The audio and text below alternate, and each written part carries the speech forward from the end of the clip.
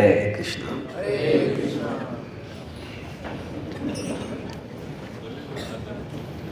So, why do the Vedas contain karma kand? Because if Krishna wants us also to take a bhakti, because every kind of communication has to be a balance between what the giver wants to give and what the receiver wants to receive.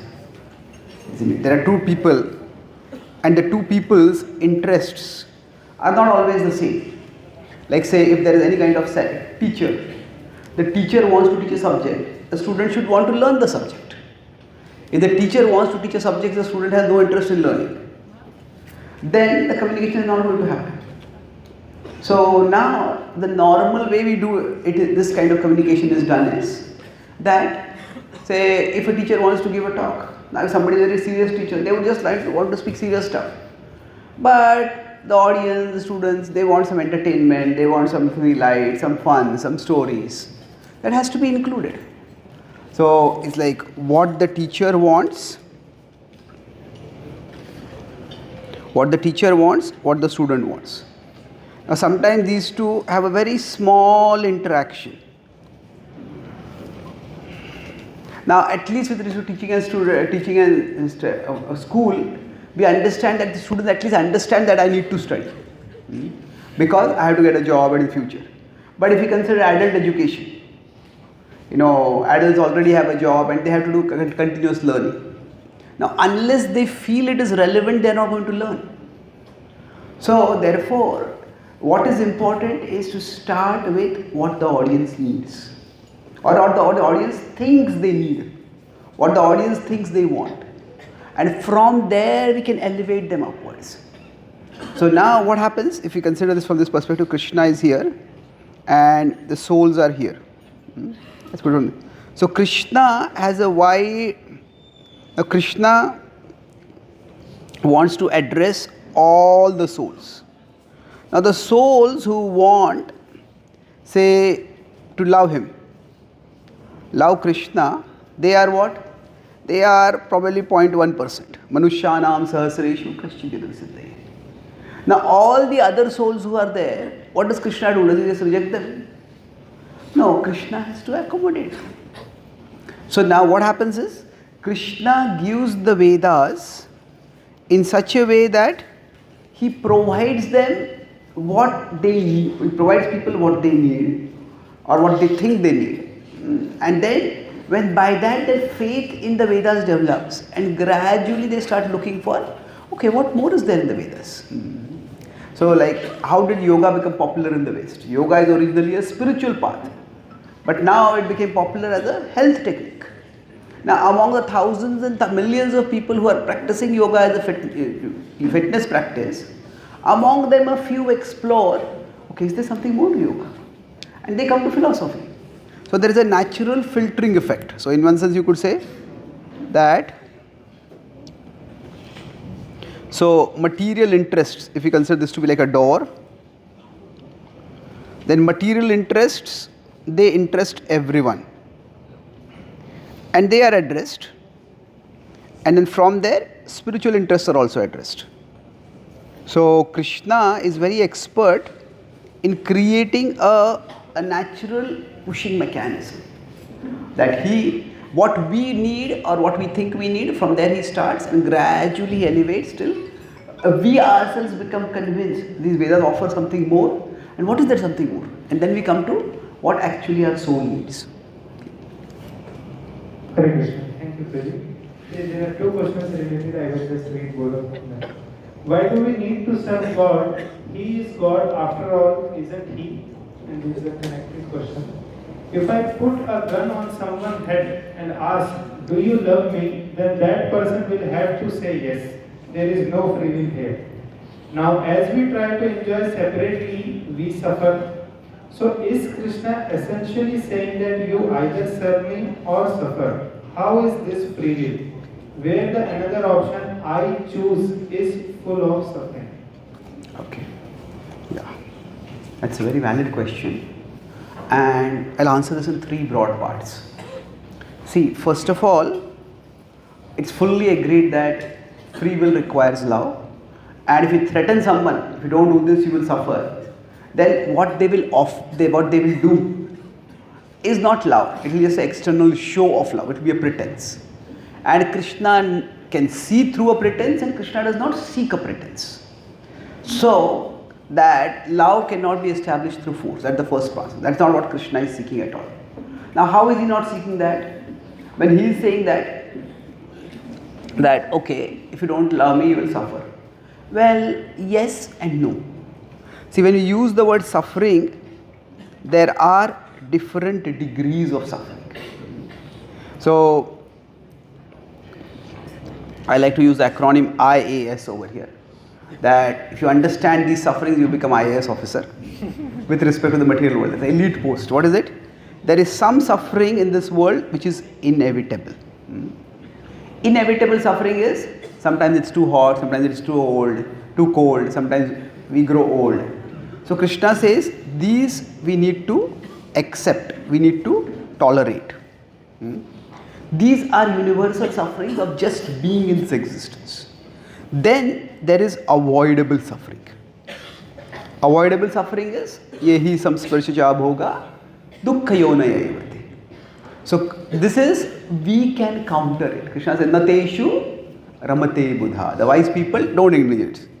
So counter this suffering. Now there is a third kind of suffering, that is strengthening suffering. Strengthening suffering is, say if somebody wants to become fit and they go and exercise. Exercise is not always pleasant, but you become fit. And if you want to learn a new language, you mispronounce, make mistake, it can be embarrassing. But through that we learn. So Krishna says, yattad agre vishamiva pariname amrutopamam. That which tastes like poison in the beginning will taste like nectar in the end. So for this we need to train ourselves. So three kinds of suffering and three kinds of ways of dealing with it. So act to deal with suffering. Some suffering we accept it, some suffering we counter it, and some suffering we train ourselves because we will grow through it.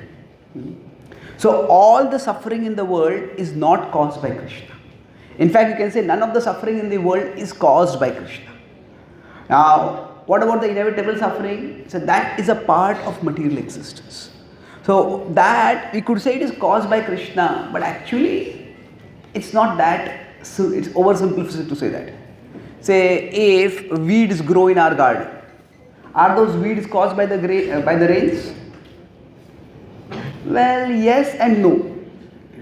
Without the rains, weeds won't grow. But if we had put nice seeds, we would have fruits and flower bearing trees over there. We did, and weeds grew over there. So whatever happens in the world, Krishna is the ultimate cause. Krishna is not the immediate cause. I hope this difference is clear. Krishna is the rains are the ultimate cause of whatever grows in the garden. But what specifically grows, that is determined by how we took care of it to take care of the garden. So now the inevitable sufferings of the world are there to some extent for everyone. And why are they there? The soul is spiritual and the soul is eternal.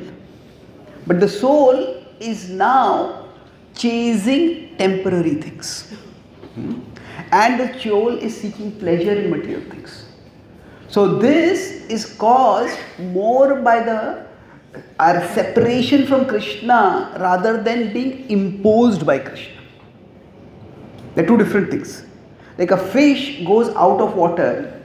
Is the water causing the suffering to the fish? What do you think? No, if the fish nature is to be in water. If the fish goes out of water and suffers, the water is not causing the suffering. The fish is simply going against its nature. But at that level, you could say, okay, old age is there, disease is there. But before that, there is possible pleasure in life also. So what Krishna does is, see, if we are parts of, if this is Krishna, and we are in the spiritual world with Krishna.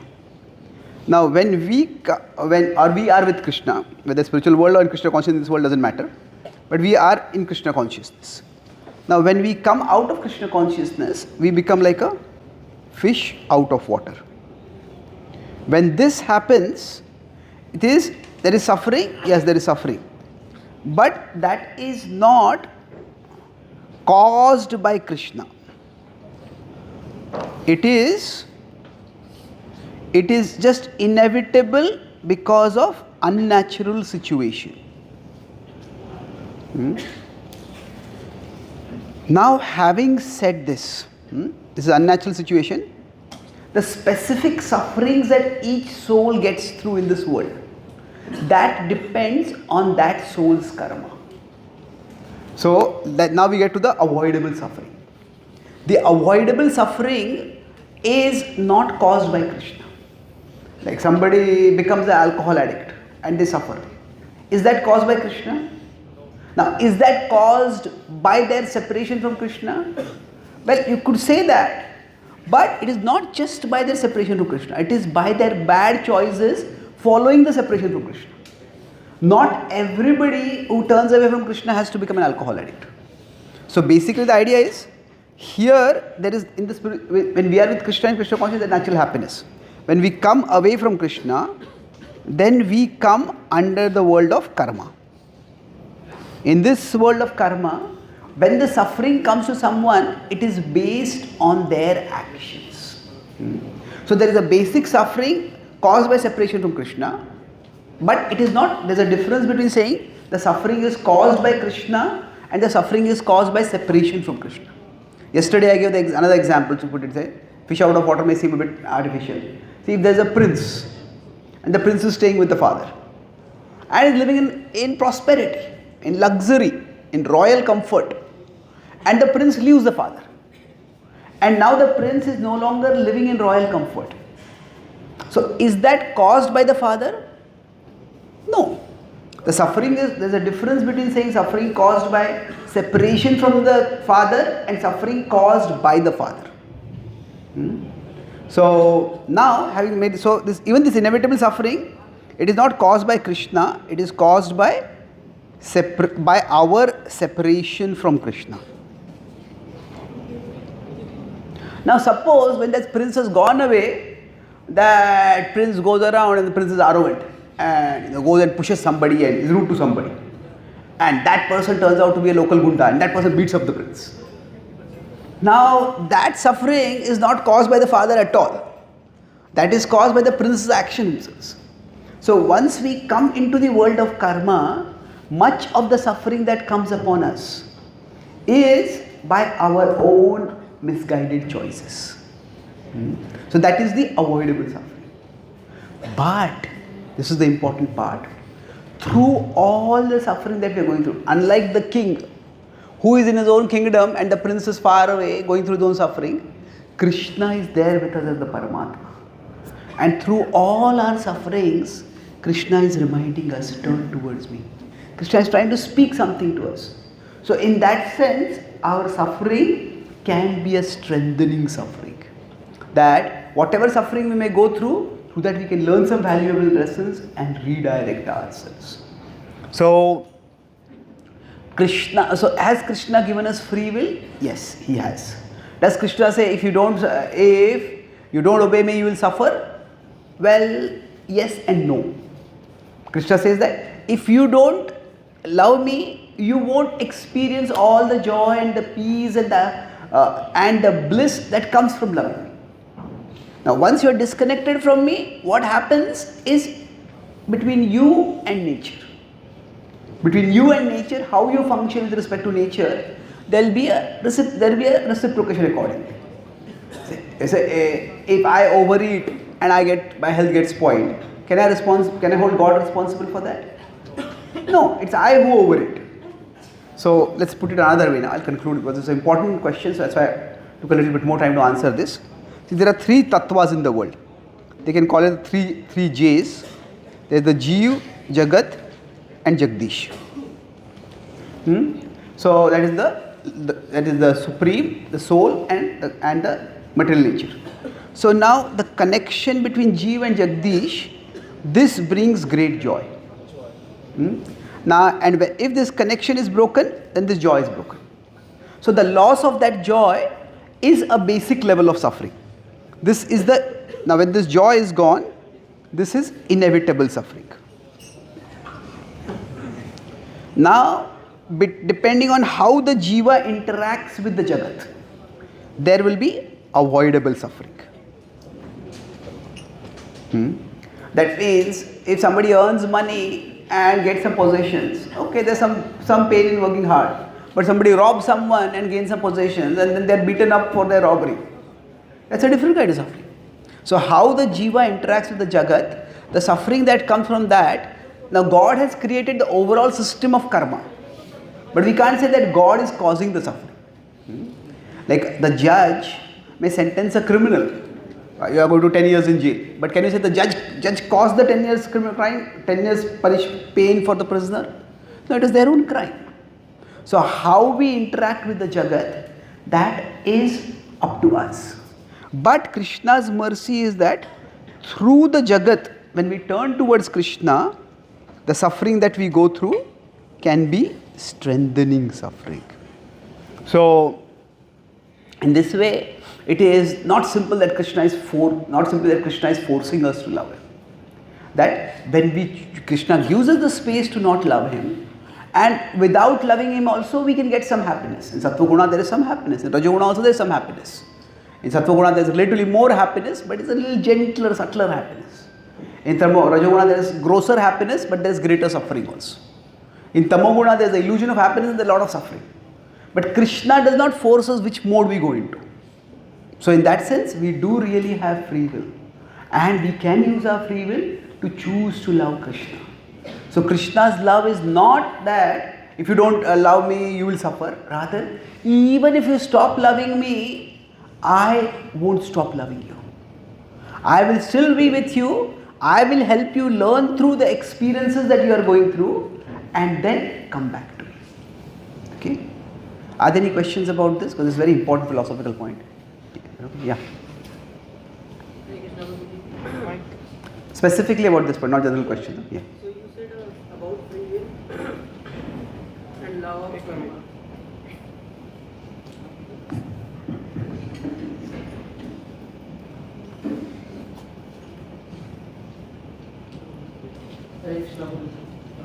So you said about free will and law of karma. So if there is free will and law of karma simultaneously, so I mean, how can those both coexist? So if I say I am being suffered from something, so can't I say that it is because of my past karma? So if that is the case, then what about free will? I mean, there is no free will, then it is all about my past karma. So if my free will is there, then am I suffering because of my past karma or because of misuse of my free will? Yes. Well, it's a good question. But see, the principle of karma is logical. Logical is what? Action leads to result. And in general, whenever any action happens, whenever any bad result comes, we look for the immediate cause. So when we talk about karma, it is expanding the normal system of causation, not cancelling that normal system. What does that mean? That means if I put my hand, if I touch my hand to something which is hot and my hand gets burnt. Now I don't have to bring in past karma over there.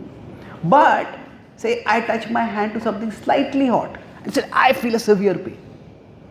Now that may be because I already had a scar, my skin was very tender or sensitive over there, and the slight touch of heat caused a severe pain. So in this case what happened? Second case, it was the present action was very small, but the past action and its result led to greater aggravation. So basically, it is that karma means action leads to result. This is the basic principle of karma. So if I say if I do 100 words action, I get 100 word result. If I do minus 100 word action, I get minus 100 word result. However, the world is complicated. And that's why sometimes I may do 100 worth action and I might get 10 worth result. Why? Because in that case, minus 90 is coming from the past. So past karma does not cancel the present karma's causation, but it expands it. Sometimes I may just do work worth 10 and I might get result worth 100.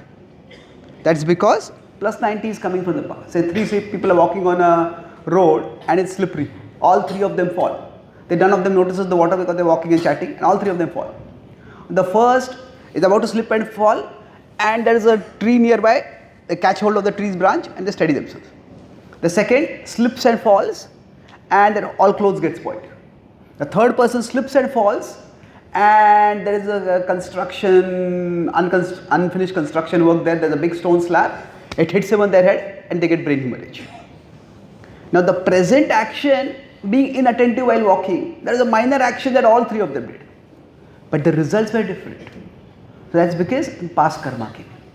So when we talk about the principle of karma, it is not cancelling our normal cause-effect connection. It is expanding it.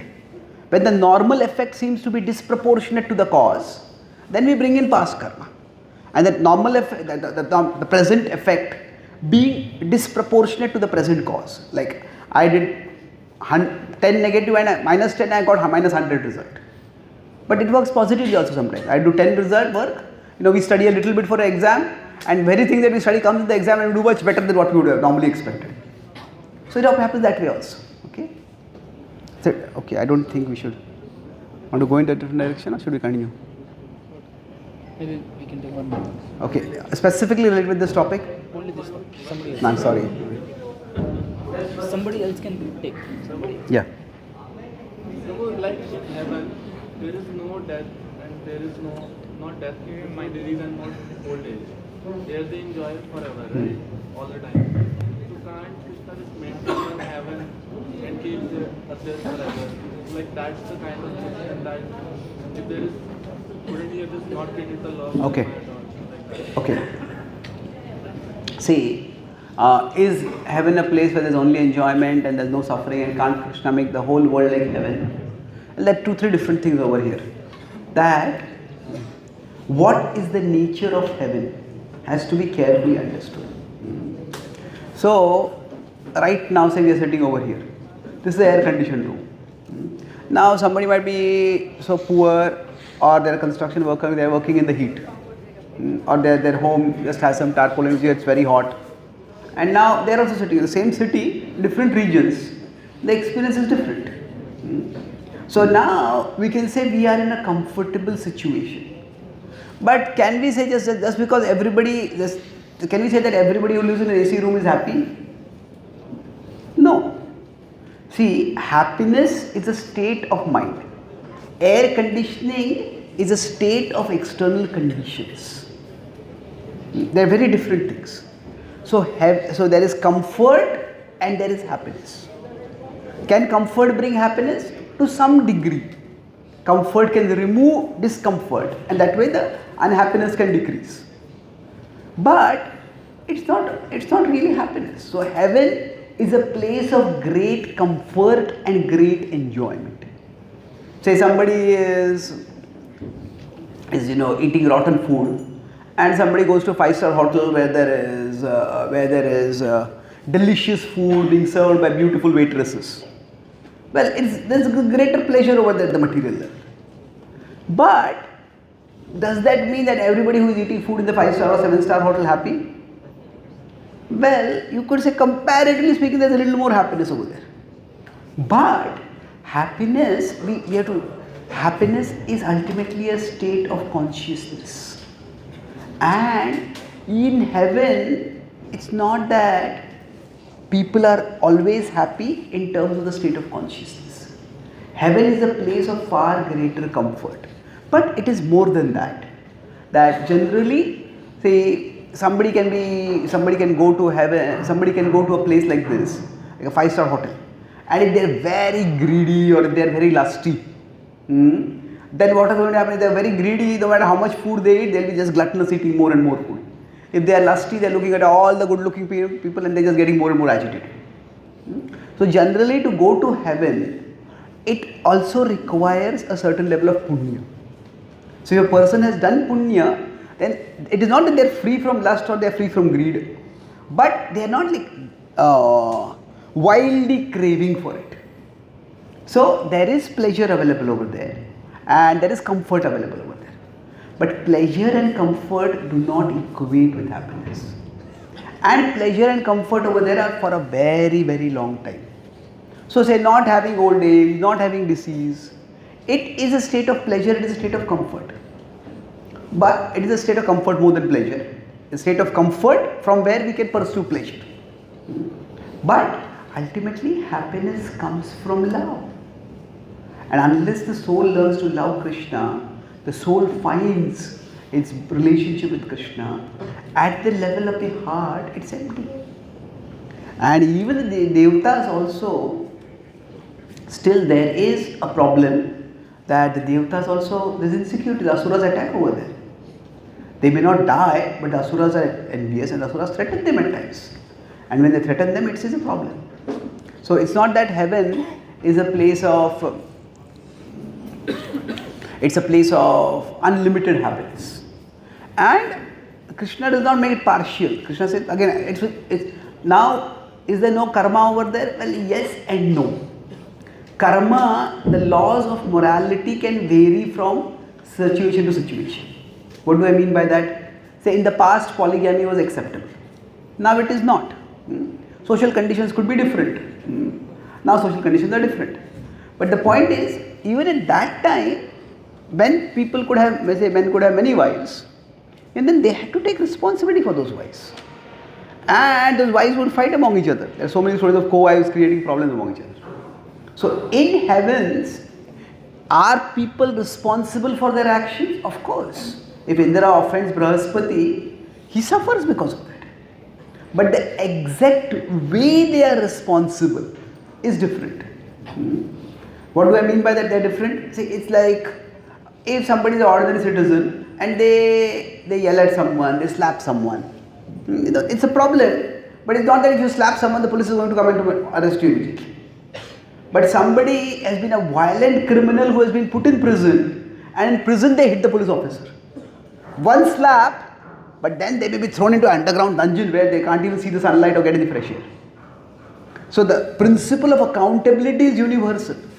But based on past actions, the level of freedom that is given can be more or less.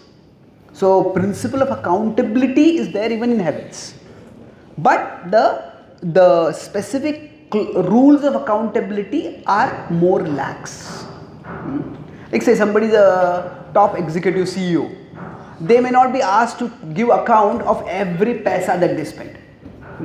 Somebody who is a clerk, if they are spending money on the company's account, okay, every rupee that you spend, you have to give an account for it. Somebody, if the CEO of a company says, okay, I spend $1,000 on travel to this place.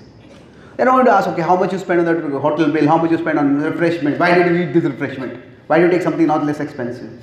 So because they have worked and earned that position, the accountability for them is lesser. But that doesn't mean accountability is not there. If a CEO says, I spent $5,000 on an evening dinner, $5,000? Why do you have to spend so much on a dinner? Questions will be asked to them also. So heaven is a place of great comfort, great pleasure, great freedom. But just because their freedom comes, so these three things, heaven if it is there is comfort and pleasure. But comfort and pleasure alone, it is not equal to happiness. And there is less accountability. So, but less accountability is not the same as zero accountability. There also accountability is there, but it is much lesser than us. So that's why there is greater facility for enjoyment. There is greater enjoyment without consequence of the enjoyment. But ultimately, there is that enjoyment does not itself equate with happiness. Okay. So, Prabhu, if a jiva is in a low comfort world and if a jiva is in a high comfort world, on an average, in which world will he find more pleasure if he is away from Krishna in both worlds? It depends. Certainly in a high comfort world, you can say there is more pleasure. But that can be also more illusion over there. See, when the soul will turn towards Krishna is very difficult to say. Sometimes when there is a very little pleasure, the soul may turn towards Krishna. There is no pleasure in my life. There must be Krishna, please help me. Sometimes there is a lot of pleasure. The soul may say, this is so much pleasure, but it's not fulfilling me. There has to be something higher in life. So sometimes in low pressure, the soul may get infatuated. If only my life could become like that. So if living in the small slums, if only I was living in that bungalow, I would be happy. Hmm? Or somebody has high pleasure, they say, I have this bungalow, why does that person have bigger bungalow than me? So basically, from horizontal desires to vertical desires. So we can say, what do I mean by that? See, this is like the world is like from the spiritual perspective, the world is like a gentle slope. So Prabhupada would say that there are gold shackles, gold chains, and there are iron chains. They are still chains. So this is say material comfort. And this is material pain or material discomfort. Now from here, if this is the spiritual level, so now the soul can turn towards the spiritual from here, the soul can turn towards the spiritual from here. Or while here, the soul can want to keep moving here. And this is the endless plane. From here also, the soul can keep moving here. So even if somebody becomes Indra, he says, I want to be the only Indra who did 100 yajnas. If anybody else is doing 100 yajnas, I want to destroy him first. Or I want to sabotage his yajna. That's what Indra tried to do with Prutu. So that material quest can go on and on forever also. So the material condition itself does not determine whether the soul will turn towards Krishna or not. Okay. Hare Krishna. Yeah, We go will ahead. take next question. Hare Krishna Prabhu. Hare Krishna. Next question यहाँ से जो already लिखे हैं उसके बाद फिर आगे लिखेंगे So how we can make our soul stronger? Chanting, reading, hearing, lecture, darshan, or what is best for? How do we make our soul stronger? See, it's one thing is directly connecting with Krishna through a mood of through our bhakti activities, but beyond that, it is creating an attitude of service. How does the fish become stronger? When the fish comes back into the water. So it is not that we can give up all our other activities and turn towards Krishna. We have to function in this world, but whatever we do, we try to do it in the mood of service to Krishna. So if a parent has a child, and the parents are taking care of the children. If a mother is taking care of a newborn baby, if the baby's mother says that this is not just my baby, this is Krishna's child. This is Krishna's child entrusted in my care, and then they take care of that brother. So whatever we do, it is not just the activity that strengthens our soul. It is the service attitude which we do the activity that strengthens our soul. Now, of course, that service attitude is easier to have when we are doing directly devotional activities, in the sense that activities that remind us of Krishna. But that consciousness can be brought everywhere. Thank you, David. Next question. If we will get everything in Goloka after chanting the Maha Mantra, then without any issues or obstacles, how we gonna spend time over there? See, it's a good question. In the spiritual world, there is a reciprocation of love, and love is dynamic. So, in the spiritual world also, there is union and separation from Krishna. If you know, in Vrindavan, every tree is a kalpataru tree, kalpavruksha. Chintamani prakasadvashu kalpavruksha, they say. And yet, the gopis cook for Krishna. The gopis could say, kalpavruksha, give us this dish, we'll give it to Krishna. They don't do that. Because see, in love is not just an emotion. Love is expressed through action. In philosophy, these are called as self-justified activities. Karmanyavadi karastha. So that the idea is that some activities we do because they have intrinsic joy within them. In the Bhagavatam 4th canto, it is described that in Vaikuntha the palaces are all clean, but the goddesses of fortune clean the palaces because they want to express their love and please the Lord. So the idea is the spiritual world is dynamic, and Krishna creates different situations through Yoga Maya by which there is dynamism. So Radharani wants to meet Krishna, sometimes she is able to meet Krishna, sometimes she is not able to meet Krishna. The Gopas, they go out to play with Krishna in the daytime, but evening when they come back they miss Krishna. That's the time when he unites with Yashoda Mai. So every day is an adventure over there. And Krishna does, while you may say it's all the same activities, but it's not exactly the same activities being repeated. And Krishna and the Gopas and the Gopis and all the Brajavasis, they come to know each other more and more because they love each other, they love spending time with each other. And there's union, there is separation, there is anticipation, there is anxiety. So it's an ocean of rasa. So are there obstacles over there? Yes, but the obstacles are favorable for our devotion. That what do you mean by that? That when there is separation from Krishna, that separation intensifies the remembrance of Krishna. In this case, in our world, in the world with separation, it only makes us forget Krishna. So it's like separation can act in two ways. Say if there is a fire and there is wind. Now wind is like separation, fire is like love. Now if you consider, if it is the wind is like a storm, a stormy wind is there. If there is a forest fire, some of you may know recently, about last year in Los Angeles there was a huge fire, and at the time storms also happened and a large part of it, Palisades, was just completely burnt. So now if there is a wind and a fire, what happens? Especially forest fire, the fire will spread. So in the spiritual world, the love of the devotee is like the forest fire, separation is like the wind. So the love increases more and more. So that separation can be called an obstacle, but only increases the love. Now for us what happens? Our love for Krishna, if it is there, it's not like a forest fire, it's like a candle fire. So what will happen if a wind comes? It will get extinguished. So that's why our situation is different. But in spiritual world, it is a very dynamic and joyful place. It's not at all monotonous. Thank you, Prabhu. I see many devotees are fanatic in following rules and understanding the bhakti. Should I become fanatic or try to understand the why and then follow as per situation and circumstances? Just, Okay. just one addition to this question. Yeah. There is a specific instance also quoted by one devotee that he was taking prasadam, and with one hand he was chanting, and that's how he took the plate in other left hand. What was it? Chanting. With right hand he was chanting, left hand he was having plate, empty plate. And then the server, when he saw this devotee, he told, I will not serve.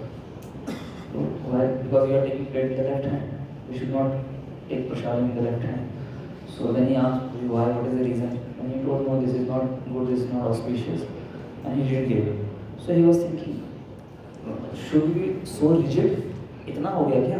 मतलब मैं plate लेके बैठूँ और फिर बेचारे को tension भी आ रही है, उसकी माला भी आधी अटकी हुई है, छोड़ूँ कैसे? तो इतना कर्म होना चाहिए ना.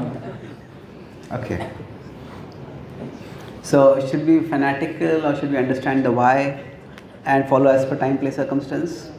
See, first of all, fanatical is a very judgmental word and it can be very subjective.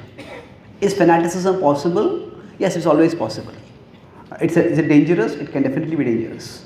But who is actually being fanatical? Just because somebody is following a rule more strictly than us, does that make them fanatical? Not necessarily. So what is fanaticism? Krishna explains this in 18.22 in the Bhagavad Gita, that yattu krutsnavad ekasmin karye saktamahetukam atattvarthavad alpam cha tattamasam udaharitam. That when you take one thing and make it into everything, you take one thing and make it into everything, that is called fanaticism. That means there's one thing, it could be one rule, one practice, one standard, and we make it into everything. So for example, in Afghanistan the Taliban took power a few years ago. Taliban imposed a very rigid separation of genders. And yes, in the Western culture there's a very free mixing. So some amount of separation is good. But then there was a big earthquake. And in the earthquake, there were women who were trapped under the debris of the house. And the Taliban made a rule that no man should touch a woman who is not his wife. And they had forced that no women should have any jobs. So there were no female rescue workers. And these women who were trapped underground, no man can touch them, only female rescue workers can touch them. And by their only government's arrangement, there are no female rescue workers. And his woman died over there. Now this is ridiculous, isn't it? That a rule is important, but there is a purpose of the rule. So there is niyama and niyama agraha. Niyama is the rule. Niyama agraha, as described in the Upadeshamrita, is to insist so much on the letter of the law that the spirit of the law is forgotten. So, what is the purpose of gender separation? So that there is no unwanted sexual activity and there is no unnecessary distraction. So that there is overall well-being in society. But if so there is a rule and there is a purpose of the rule. But if the implementing of that rule is causing people to die, then what is happening is, that's an example of fanaticism. When one thing is made into everything. So what is the solution to this? That is that we need to know the rule and we need to know the purpose of the rule. Now, for some people, following the rule very rigidly is the way they feel they are moving towards the purpose. Somebody may say, Ekadashi, I am going to fast Nirjal. Although they feel weak, they feel tired, they feel groggy, but somehow I am going to do this. They feel, this is how I show my seriousness to Krishna. Somebody else, they are following Ekadashi and they feel weak, they feel, actually I want to serve Krishna, I want to hear some class, I want to chant, I am not able to do anything, but let me take some food. So, is one person being fanatical and the other being practical? I won't put it that way. That each person has to, according to their Deshi Kalapatra, decide what is Anukul and what is Pratikul. Now, at the end of the day, a devotee who struggles through and fasts and does Nirjal, they may feel very satisfied. I did something, I offered something to Krishna. And that's wonderful. Not that they become egoistic and proud, but they feel, I did something for Krishna. So, for that devotee, it might be Anukul. For somebody else, it might not be Anukul. They say, okay, I have this service to do, and if I'm not eating, I can't, not drinking, I cannot think, I cannot function, that's not Anukul to me. So, they will say no to it. So, now in this particular example, I would say that the server's intention is good. That generally prasad should be respected. And one way of showing respect is that we touch sacred objects, and prasad is a sacred object, with our right hand. Once Prabhupada was in America, and at that time, one devotee was typing what a Prabhupada had written, he was typing in a typewriter. And Prabhupada came into the room and he wanted to offer obeisance, sitting on the floor. So he started kicking the typewriter aside so that he could offer obeisance. Prabhupada said, don't touch the typewriter with your leg. It's holy.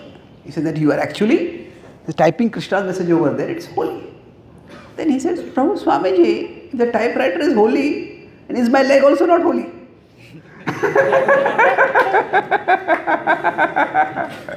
And Prabhupada said, yes, your leg is also holy, you are a devotee, your whole body is holy.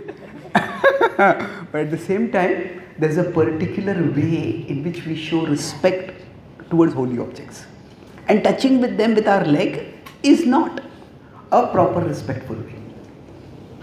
So I would say that not serving prasad is a bit extreme.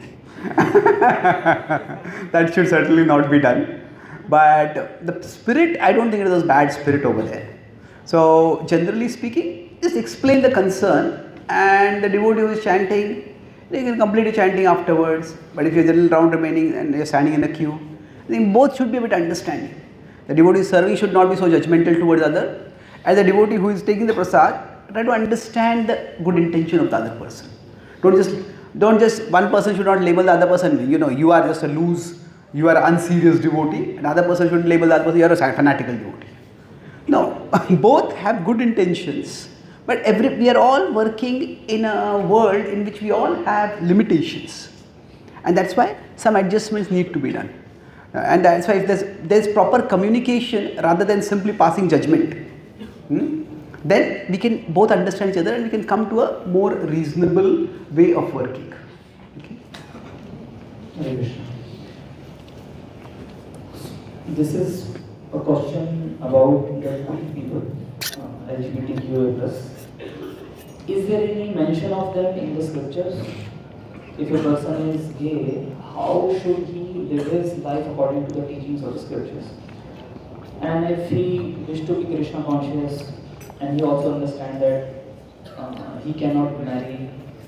So how he can live his life in Krishna consciousness? Can he has some feelings of accepting when Krishna is his husband?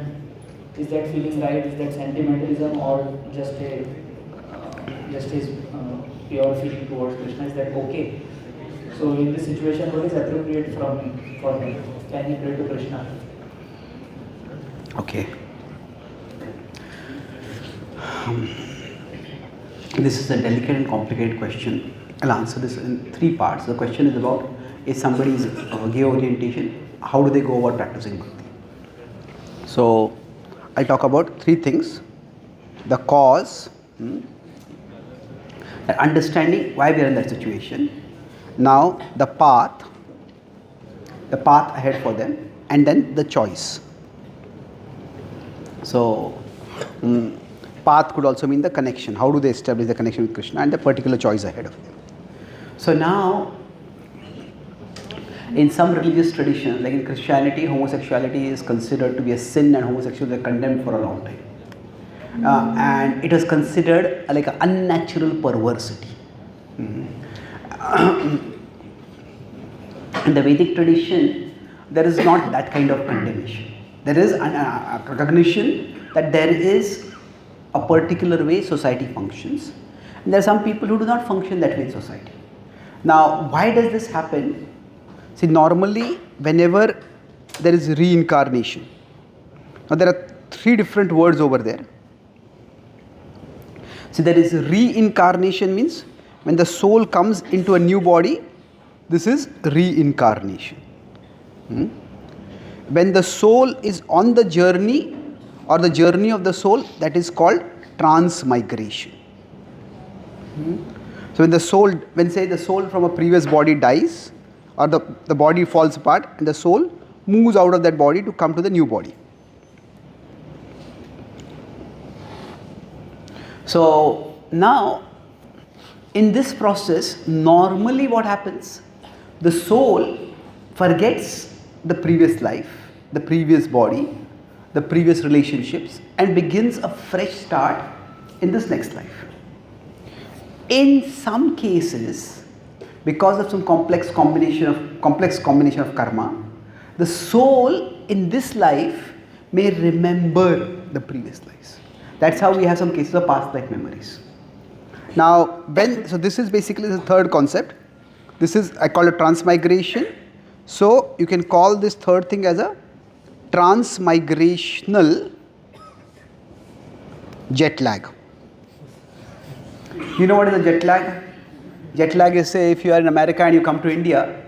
Now, America and India are 12 hours almost different from each other, 10 to 12 hours. So your body is in America and it's evening over there, but in India it's morning. So everybody is fresh and awake and you feel sleepy.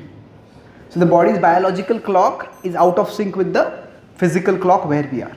That's a jet lag. So for some souls, when they go into a next body, there's a jet lag. That means the mind stays caught with the previous body. Now this can happen in terms of memories, and that's past life memories. But sometimes it can happen in terms of identification and orientation. That means that somebody was a female in their previous life, and they come into this body, and in this life they are a male.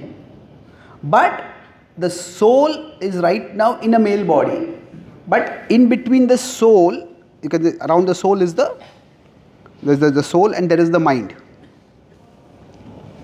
So the mind is still remembering the previous body, and the mind is identifying with that body, and that's why that person doesn't feel comfortable in the body they are in right now. So it's because of a jet lag from the past. So transmigrational jet lag.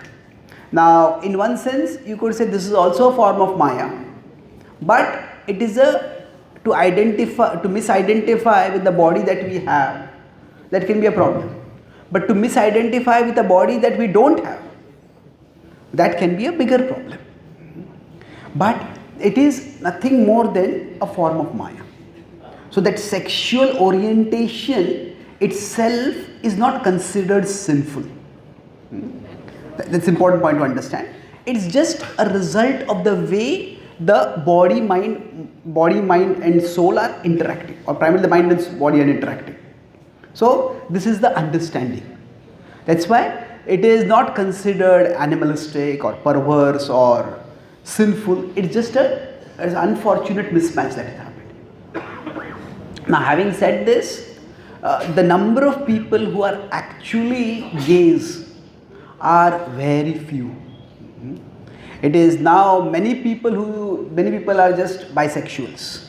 That means they just want to explore, and then exploring they will try to fulfill the sexual desires, whether it is male or female.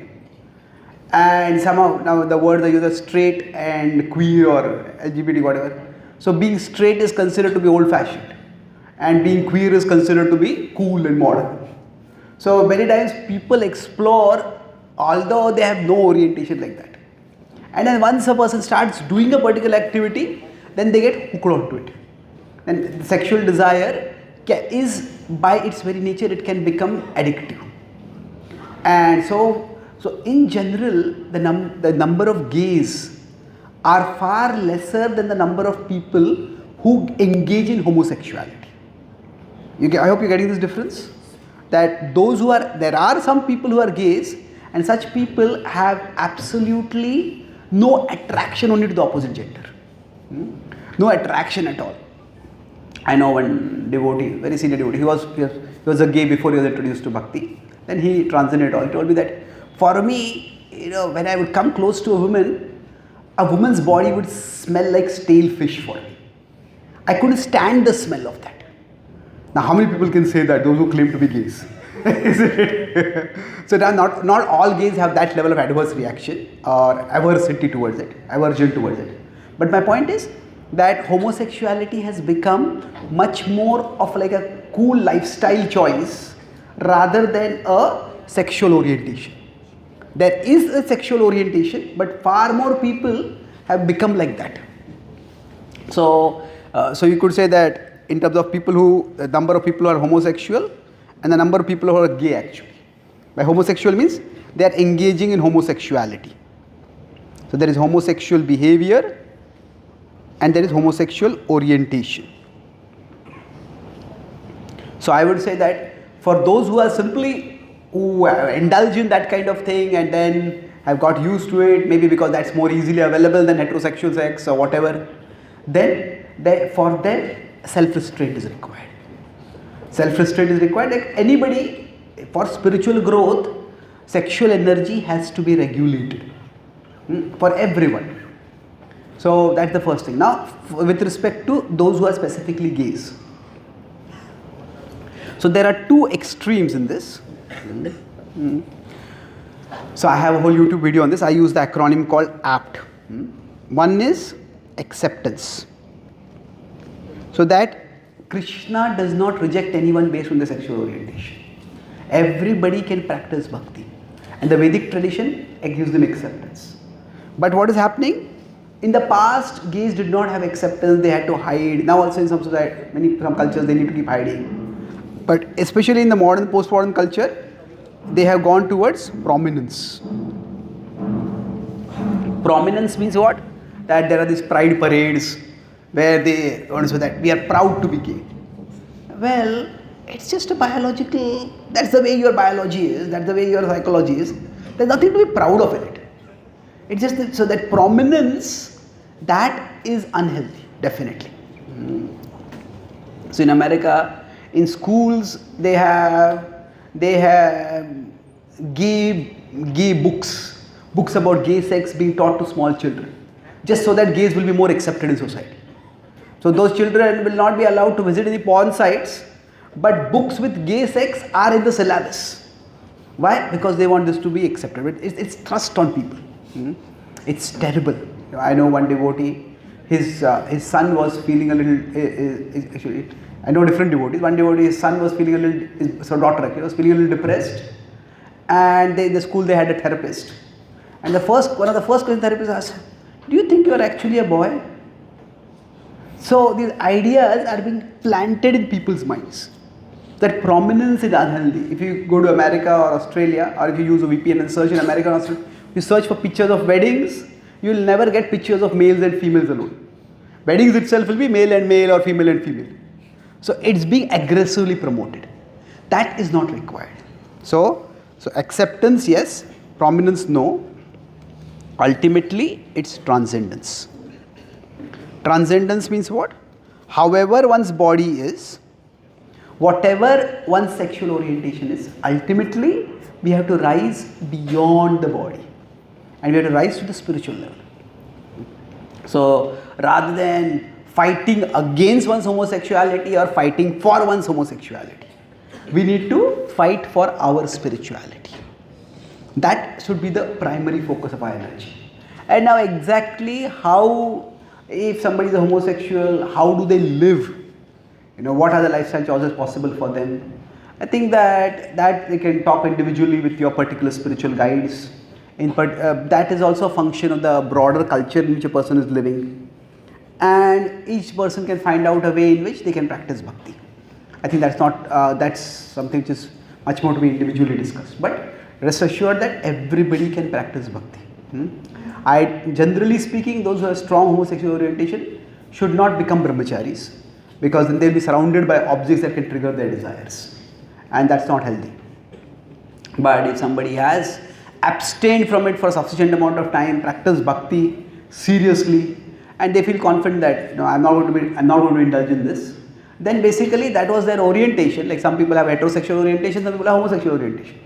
But if they are ready to control it and they have a track record of controlling it, then it's possible also eventually. But one has to be careful.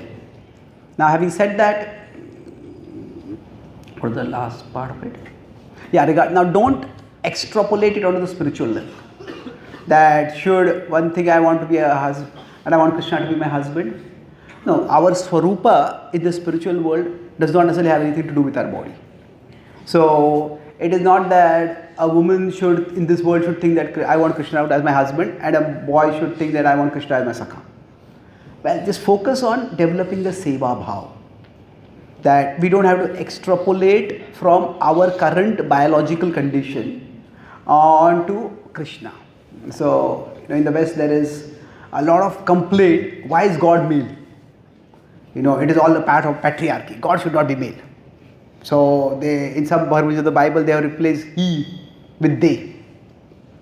Why should God be used as the father?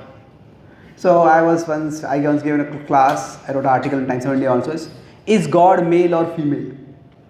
So, I said before we can understand whether God is male or female, we need to start by understanding that we are neither male nor female.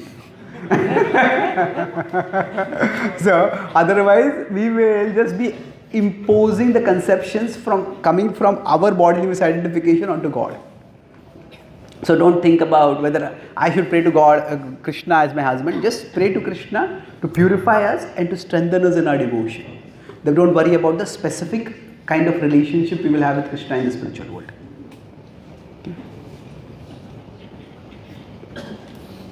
Thank you. Next question. Ever since I started practicing spiritual knowledge, all my bad habits started reducing, but anger still comes when someone irritates me.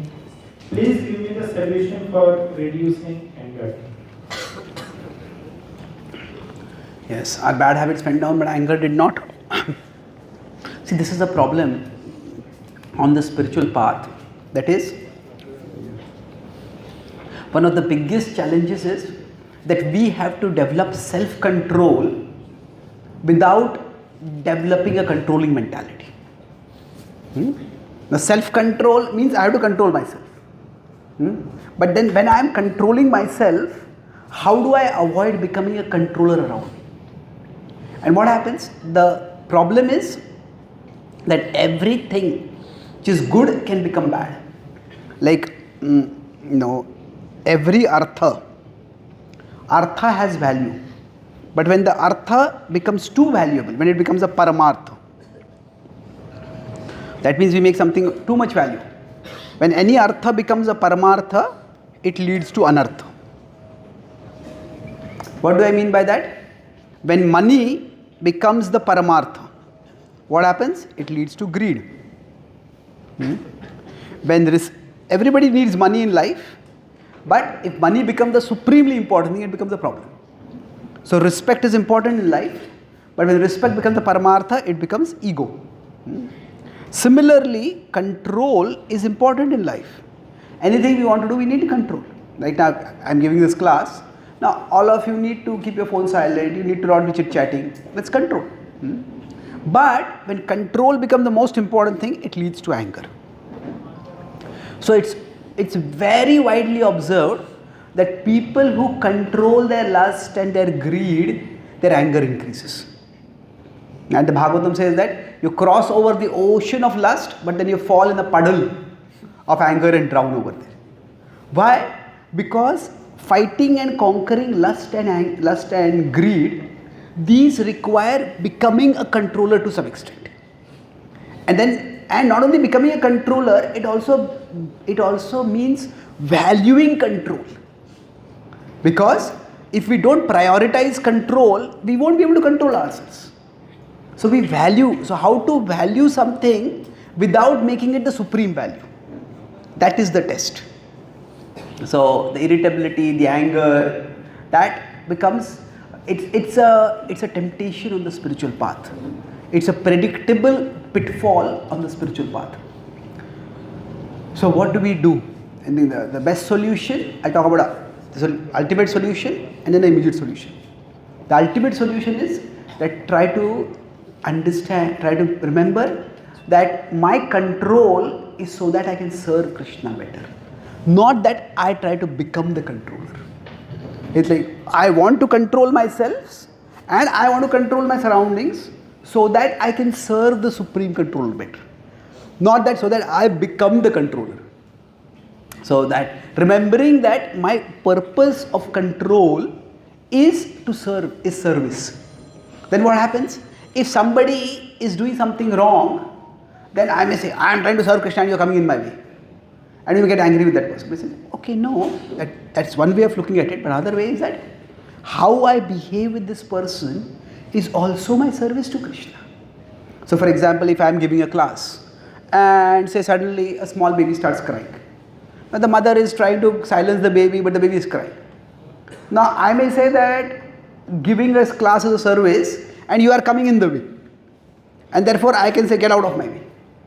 But then if I really have a holistic understanding of Krishna consciousness, yes, giving a class is service to Krishna, but how I deal with that Mataji, how I deal with that mother is also a service to Krishna. So if we have that deep-rooted service attitude, that even the irritations that we face and the people who cause that irritation, we will deal with them also with a service attitude. And now that doesn't mean we will let them continue to disturb us, but we'll be polite. We'll be courteous. We will follow Vaishnava etiquette in dealing with them also. So that deepening the service attitude is the ultimate solution.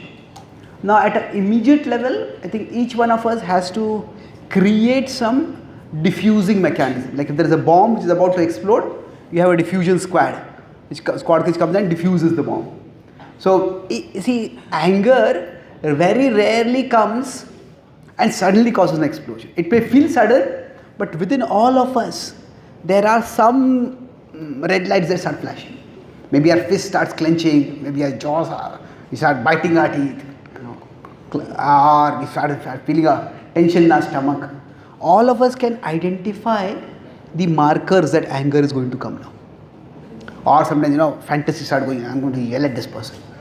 So whatever the markers are, as soon as notice that, have some diffusing mechanisms. Could be, just take a few deep breaths, chant a few Hare Krishna mantras, have some of your favorite kirtan, and just listen to that tune for two, three times. Whatever. Try to diffuse that temper. See, the urge comes for a few moments, it stays and it goes away. So those few moments when it has come, we need to be able to delay it. It's like that. Sometimes you may think my anger is just going to keep increasing like this. But it's like not a continuously increasing graph. Anger or even lust or craving, it's not like that. How it is? It keeps increasing, it peaks, and after the peak, it goes down. Now after some time it may come again, but so we need something to tolerate this space. So if you can diffuse ourselves during that time, so our own diffusion technique. So each one of us has to find out what that diffusion technique will be, and if you can develop that diffusion technique, it could be memorizing some shlokas about anger, danger of anger, and reciting those shlokas. It could be chanting some mantras, it could be singing some shlokas, hearing some kirtan, whatever, or have your favorite picture of your deities, or have a picture of your spiritual master. Remember how your anger will displease them. Whatever. Create a diffusion technique, and that way we can deal with it. Okay. Hare Krishna. First we will take this question. My request is also, because we have around 1 hour remaining and many questions are there, so we will try to answer it fast. Spirituality regulates 4 things: meat eating, intoxication, gambling, illicit sex, treating them as obstacles. But the common wisdom is excess is bad, moderation is healthy, enjoyment. तो क्या मैं ये सब कुछ healthy तरीके से कर सकता हूँ? जैसे committed and consensual sex, occasional intoxication, कभी कभी P Lee, disciplined stop trading as gambling, or meat eating for fitness, etc. So if someone finds genuine joy in moderation, why does spirituality reject that? Okay. So, isn't moderation better than complete abstinence? Well, it depends on what we are talking about. See, broadly, the activities that we do, there are essential activities. There are essential activities means if we don't eat food, we will die. If we don't breathe, we will die. If we don't sleep, we will become dysfunctional, we'll become crazy eventually. So there are essential activities. Now beyond that, there are enjoyable activities. Enjoyable activities would be, okay, I like to watch a movie, or I like to watch this documentary, I like to go to nature and do some sightseeing. There are enjoyable activities. Now beyond that, there are entangling activities. Now, can the essential activities also be entangling? Can somebody get addicted to food?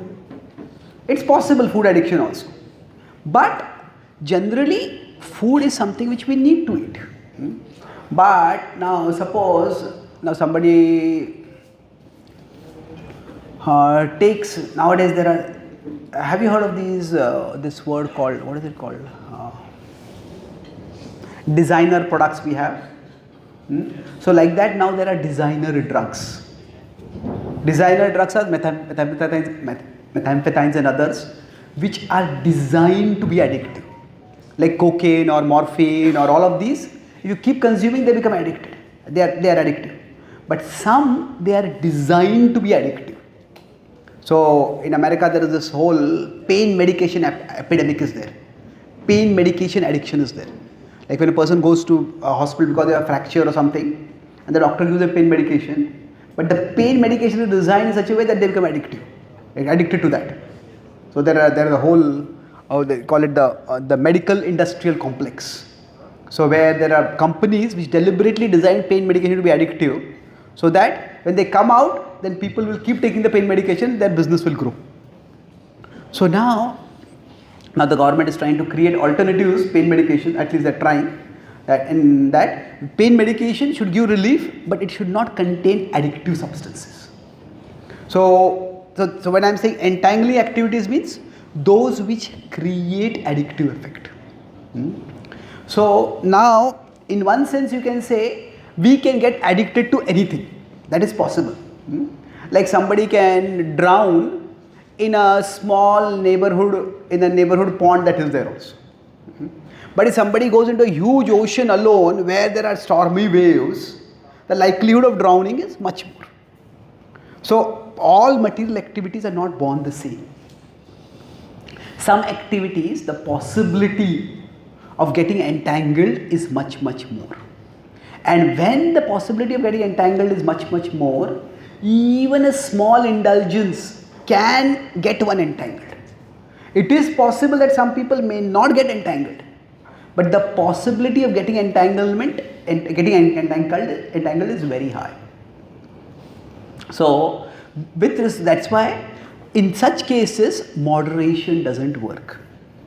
Generally, if somebody has been an alcoholic and they want to give up alcoholism, then the method for giving up alcoholism is called go cold turkey. Cold turkey means just end that habit completely right now. Don't think that, okay, I used to take once a week, I take one drink a day, I'll move to take one drink in 2 days, one drink in 3 days. That gradual approach doesn't work, because the nature of alcohol is such that if you are going to give it up, just give it up completely. So yes, with respect to some activities, some engagements, there can be, moderation is a healthy approach. But with respect to some activities, moderation does not work. Moderation is actually counterproductive. It's better not moderation but eradication, elimination from one's life. So in our tradition, so having understood this difference, that in some activities, say activities are essential, we need to bring in moderation. The activities which are entangling, we have to bring in elimination. So now, having understood this difference in the way things are to be approached, in our tradition, the understanding is that these activities are not just entangling, they are entangling in a way which causes bad karma, and it leads to further problems. So that's why alcoholism, no. Alcoholism, no.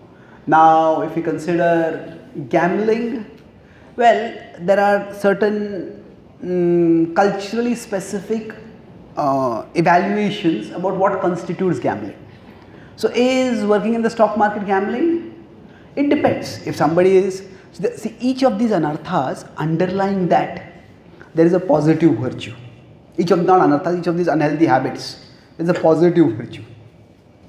So gambling is associated with greed. So somebody could be in the stock market and that's their job, but are they constantly obsessed? They wake up in the midnight and see the stock market, stock prices, and they're not able to sleep because of what the stock market is happening, and that's how their condition is every day. The point is that we want to fix our mind on Krishna.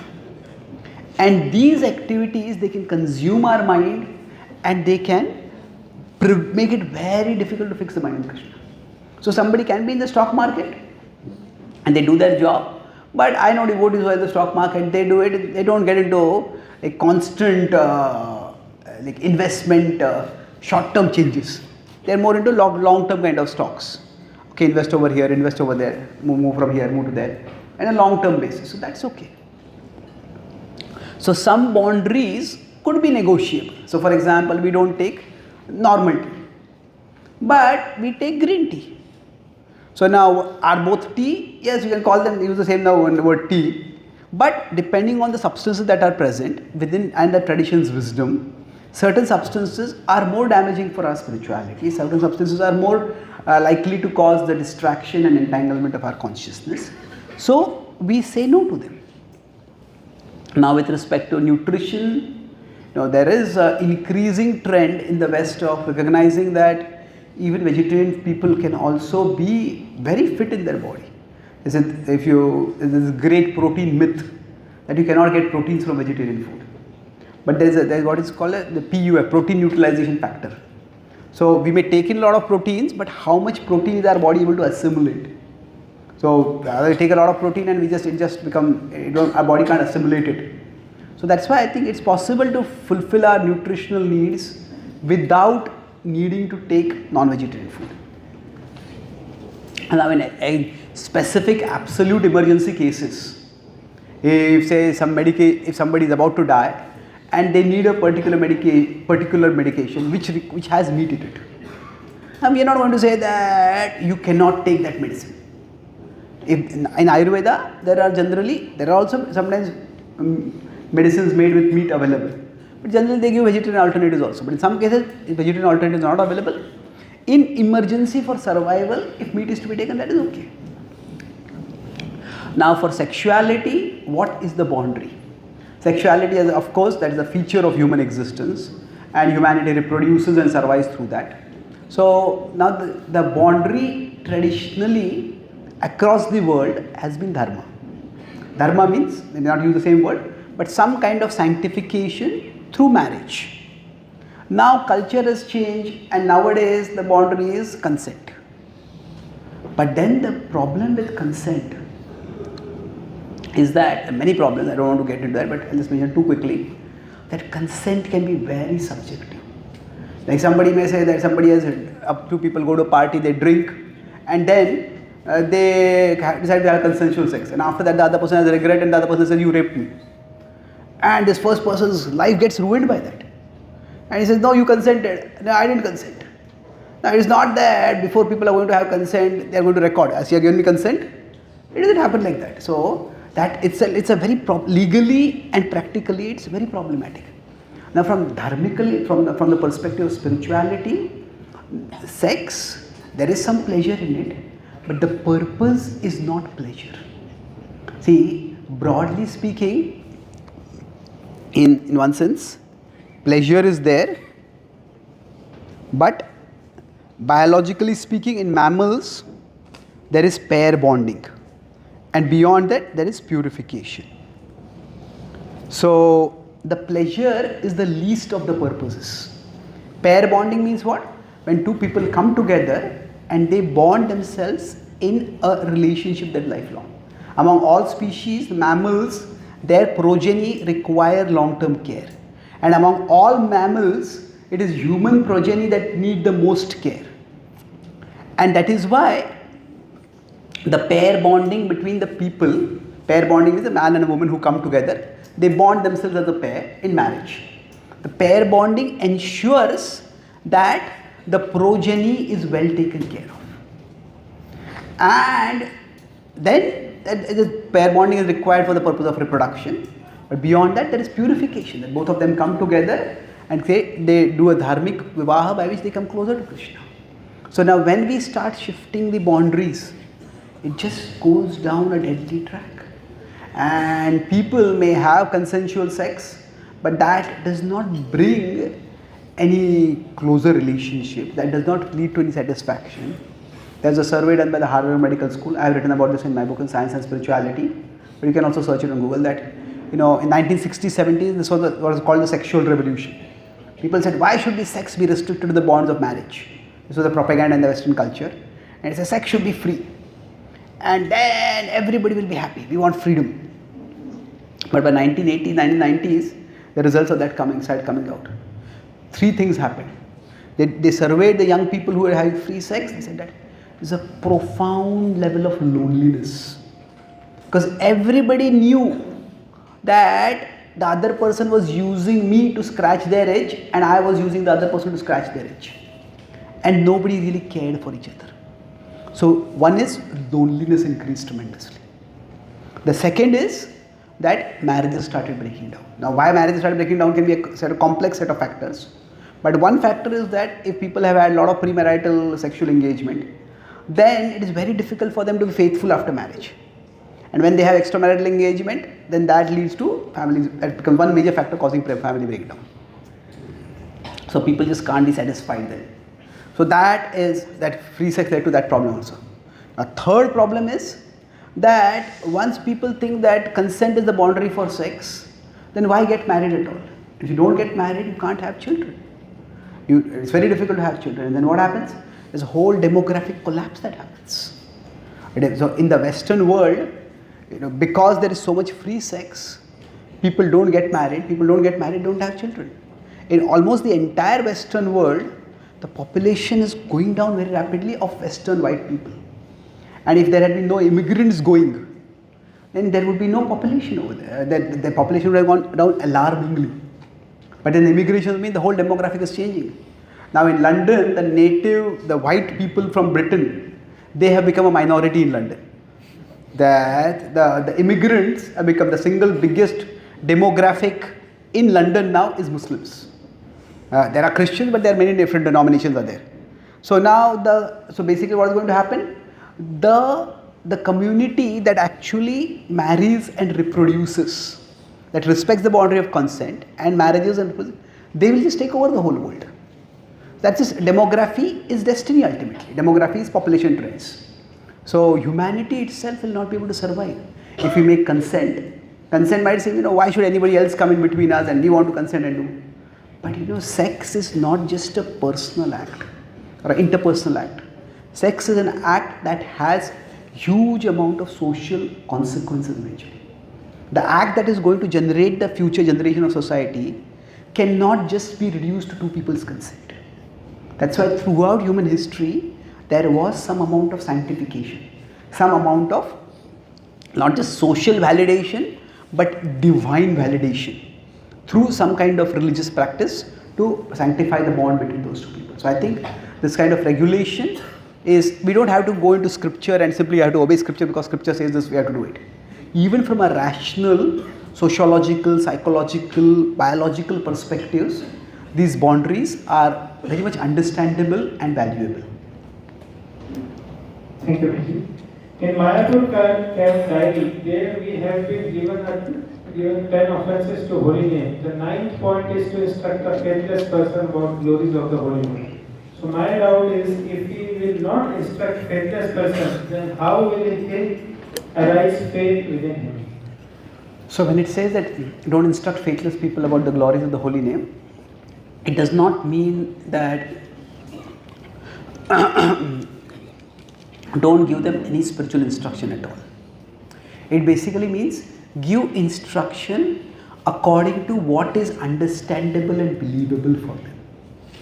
That we should not present spirituality in a way that obviously is going to cause red flags in people's mind, and they'll start concluding that these people are a bunch of fools, sentimental, irrational, and they'll go away.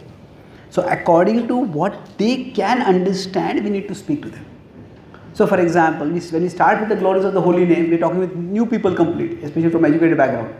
We don't start with Ajamil's story and say how Ajamil chanted one name of Narayan and was saved. First of all, that people do not believe in Yamdutas, people do not believe in Vishnudutas, and people have no understanding of the holy name. Say, how can this person did so many bad activities and one chanting saved him? They just start thinking we are a bunch of irrational people.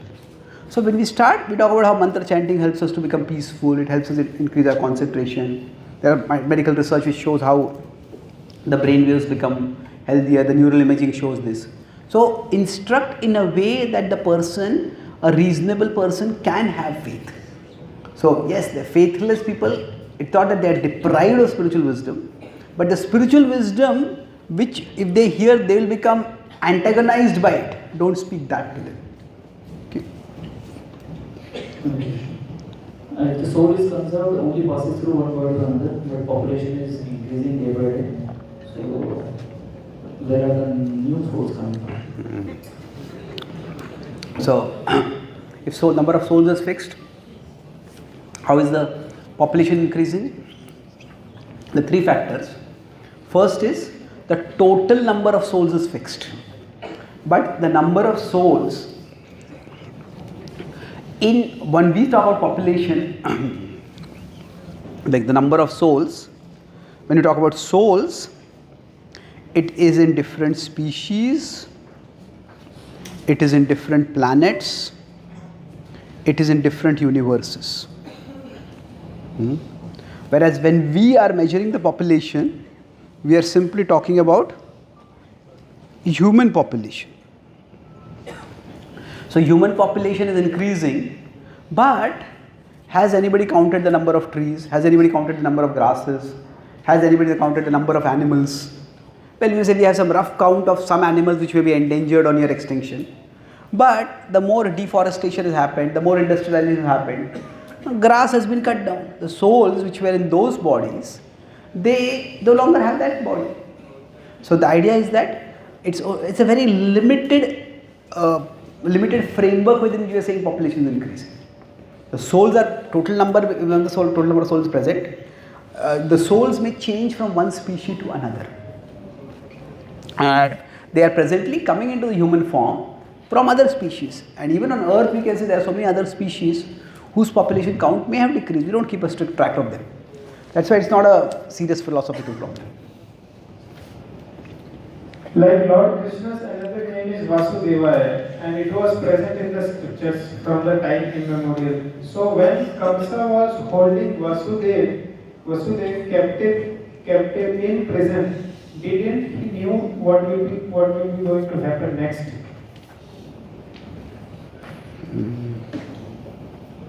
So, do characters in scriptures know the scriptures? That's the essential question, isn't it? So, did Kamsa know the story of Kamsa? Well, not exactly. There are two different things. There is the form of scripture and there is the message of scripture. When Krishna says, for example, to Arjuna, that I spoke this message to the sun god, Imam Vivasvate Yogam Proktavanam Ave.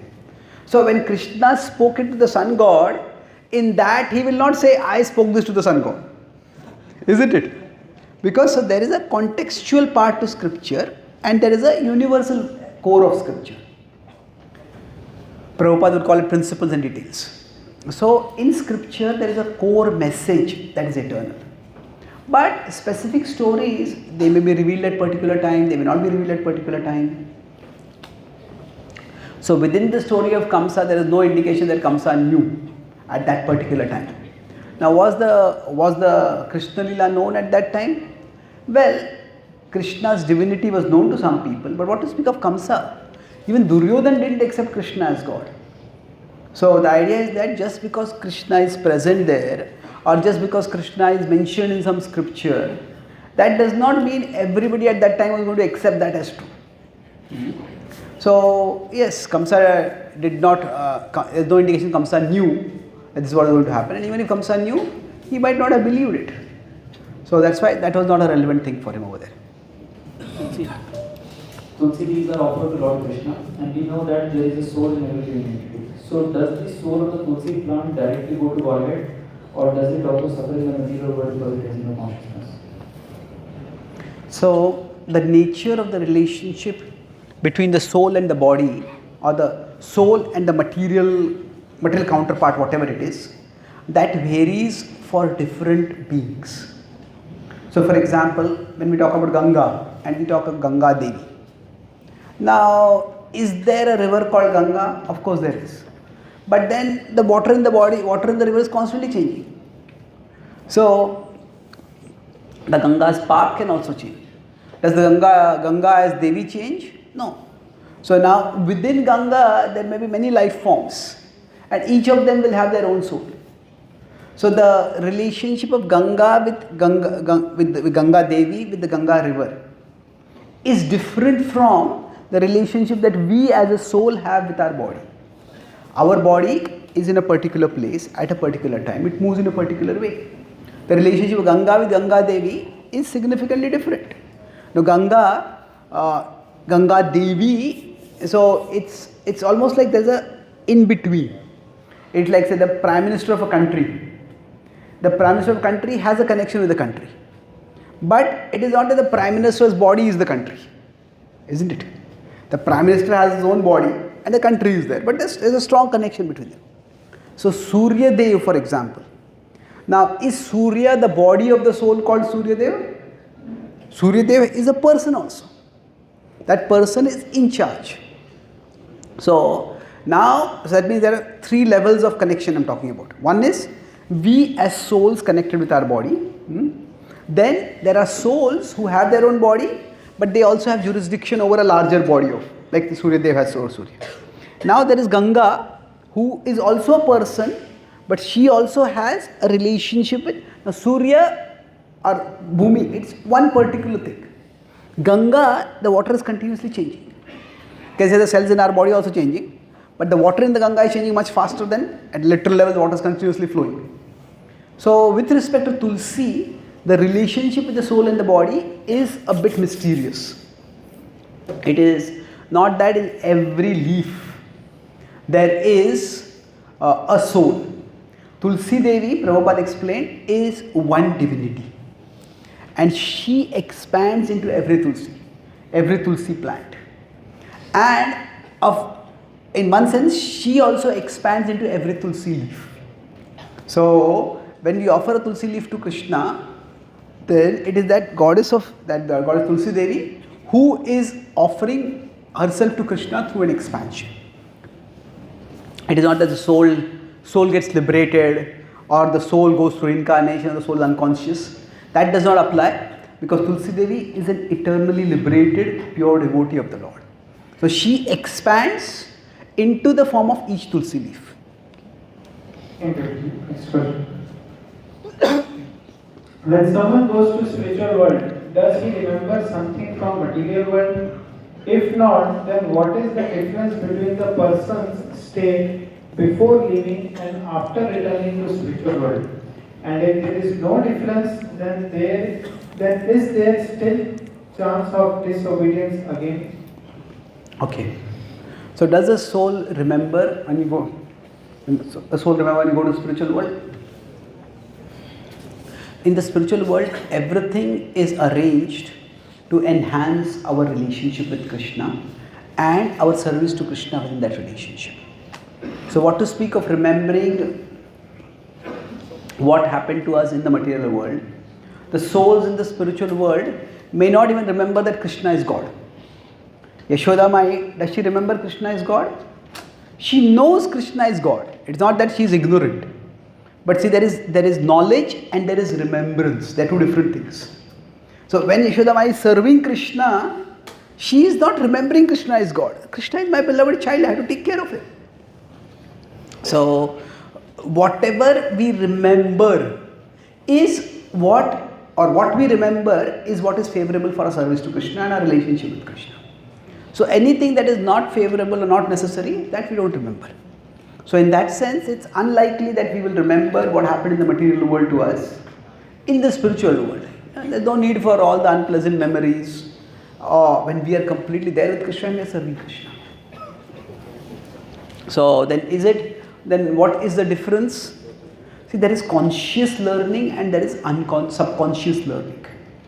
Subconscious learning means that when some lesson goes very deep inside us, then I should not speak like this, I should not do like this. It's that when sometimes I should not do like this because if I do this, I'll get into trouble. See, inside us there are two things.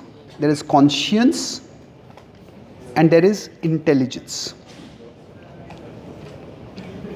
So intelligence means both can tell us don't do this, but the reason is different. Why intelligence says don't do this because this will lead to bad things. This will get you into trouble. So for example, somebody is very proud, I am a senior devotee. And then some new person has come and they want to go over darshan and they push that person away. I don't take darshan.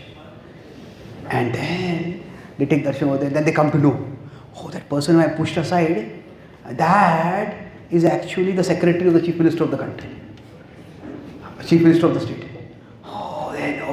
I'm sorry. Now that sorry, it is because, this could get me into trouble. But somebody is a senior devotee is also humble and they're so eager to take darshan of the Lord that they don't notice and they push somebody aside. Now so they notice that person might be a very junior devotee, that person is not going to get them in trouble. But still they feel, this was not the right thing to do. That person was taking darshan of the Lord. So conscience is, this is bad. Not that this will lead to bad things, so I should not do this. But this itself is bad. So they may themselves apologize. Not because that person will get into trouble, but because this is not the way to be. I hope this difference is clear. Intelligence means that this will get me into trouble, so I should not do this. Conscience means that this itself is a bad thing, so I should not do it. Whether it gets me into trouble or not, but it's not the right way to behave. So all of us have some learning which is conscious learning. That means that this will get me into trouble, so I don't do this. But we all have something which is subconscious learning. That means we may not even know the reason why this will get me into trouble or how it will get me into trouble. No, this is wrong. So that turning away from Krishna is bad. That becomes a part of our subconscious learning. And that's why it's extremely unlikely that we will ever turn away from Krishna again. Now, is it possible? Well, as long as the soul has free will, it's possible. But there is a possibility and there is a probability. Anything is possible, but the probability is infinitesimally low. Baldev Vidyabhushan, in his commentary on the Vedanta Sutra, Anavrittihi Shabda, the last sutra, he says that when the soul has experienced the emptiness of life in the material world and has experienced the richness of loving Krishna, when Krishna has promised that after you come to me, you will never come back to me, when the soul is delighting in reciprocating love with Krishna, it's almost impossible the soul will ever come back to the spiritual material world. Hare Krishna. So now, can we try to, a short so that we can complete the same question? Okay. Why we chanting multiples of 108? Can't we just keep chanting for whatever time we have? Yes, you can keep chanting. Keep chanting. One more thing. Who created God? And yes, who created God? So, who created God? I cannot give a short answer to this, but still I try to keep the answer short. See, generally when we use the word God, often we start with depiction. Depiction means, okay, God is a particular image in the temple or a particular idea we may have God. But we need to start with definition, not depiction. What is the definition of God? Sarva Karana Karanam, the cause of all causes. Now the cause of all causes cannot logically have a cause. Isn't that the very definition itself? If the cause of all causes had a cause, then the cause of all causes will be the cause of all causes. So now wherever that chain stops, that point where the chain stops, that is God. Now somebody may say, why does the chain has to stop anywhere? Can the chain not go on endlessly? Well, logically no. You can have a 1,000-story building and the 1,000-story will be on 999, 999 will be 998. But ultimately everything has to have a foundation, that is the ground. So if there are finite objects, if there are temporary objects, finite and temporary objects need to have a grounding in something which is infinite and something which is non-temporary. So that point where we stop is God. So the question that who created God is like asking who made a circle circular. Who made a circle circular? Well, circle by definition is circular. Nobody has to make a circle circular. You can say a particular circle, who drew it, that's a different question. But who made a circle circular? That question itself is a circular question. Isn't it? So, it is a question that comes because we don't understand the definition. A circle by definition is circular. Nobody has to make a circle circular. So God by definition is the cause of all causes. So to ask who caused God or who created God, that means to not understand the definition of God itself. But one last point about this. Say if somebody reads a Harry Potter novel and then they read it and they, okay, there is Harry and there is Dumbledore and there is Voldemort and all those characters are there. Okay, this person's father was this one, this person's father was this one. You may read so many and then it's very interesting, this genealogy. But then you come to know, okay, this book was written by J.K. Rowling. And you start reading Harry Potter again, okay, where is J.K. Rowling in the book? No matter how carefully we read Harry Potter, we won't find J.K. Rowling inside the Harry Potter book. J.K. Rowling exists outside the book. The author created the timeline, the author created the characters, or the author created the plot, but the author exists outside it. Similarly, God created the world. God created the system of cause-effect connection. But God exists outside the timeline. God exists outside that cause-effect system. So that God exists in a different framework itself. Yes. Then God created soul. Did God create the soul? No, the soul is co-eternal with God. When we use the word creation, it is more to, sometimes it's so God created all of us, we may use that.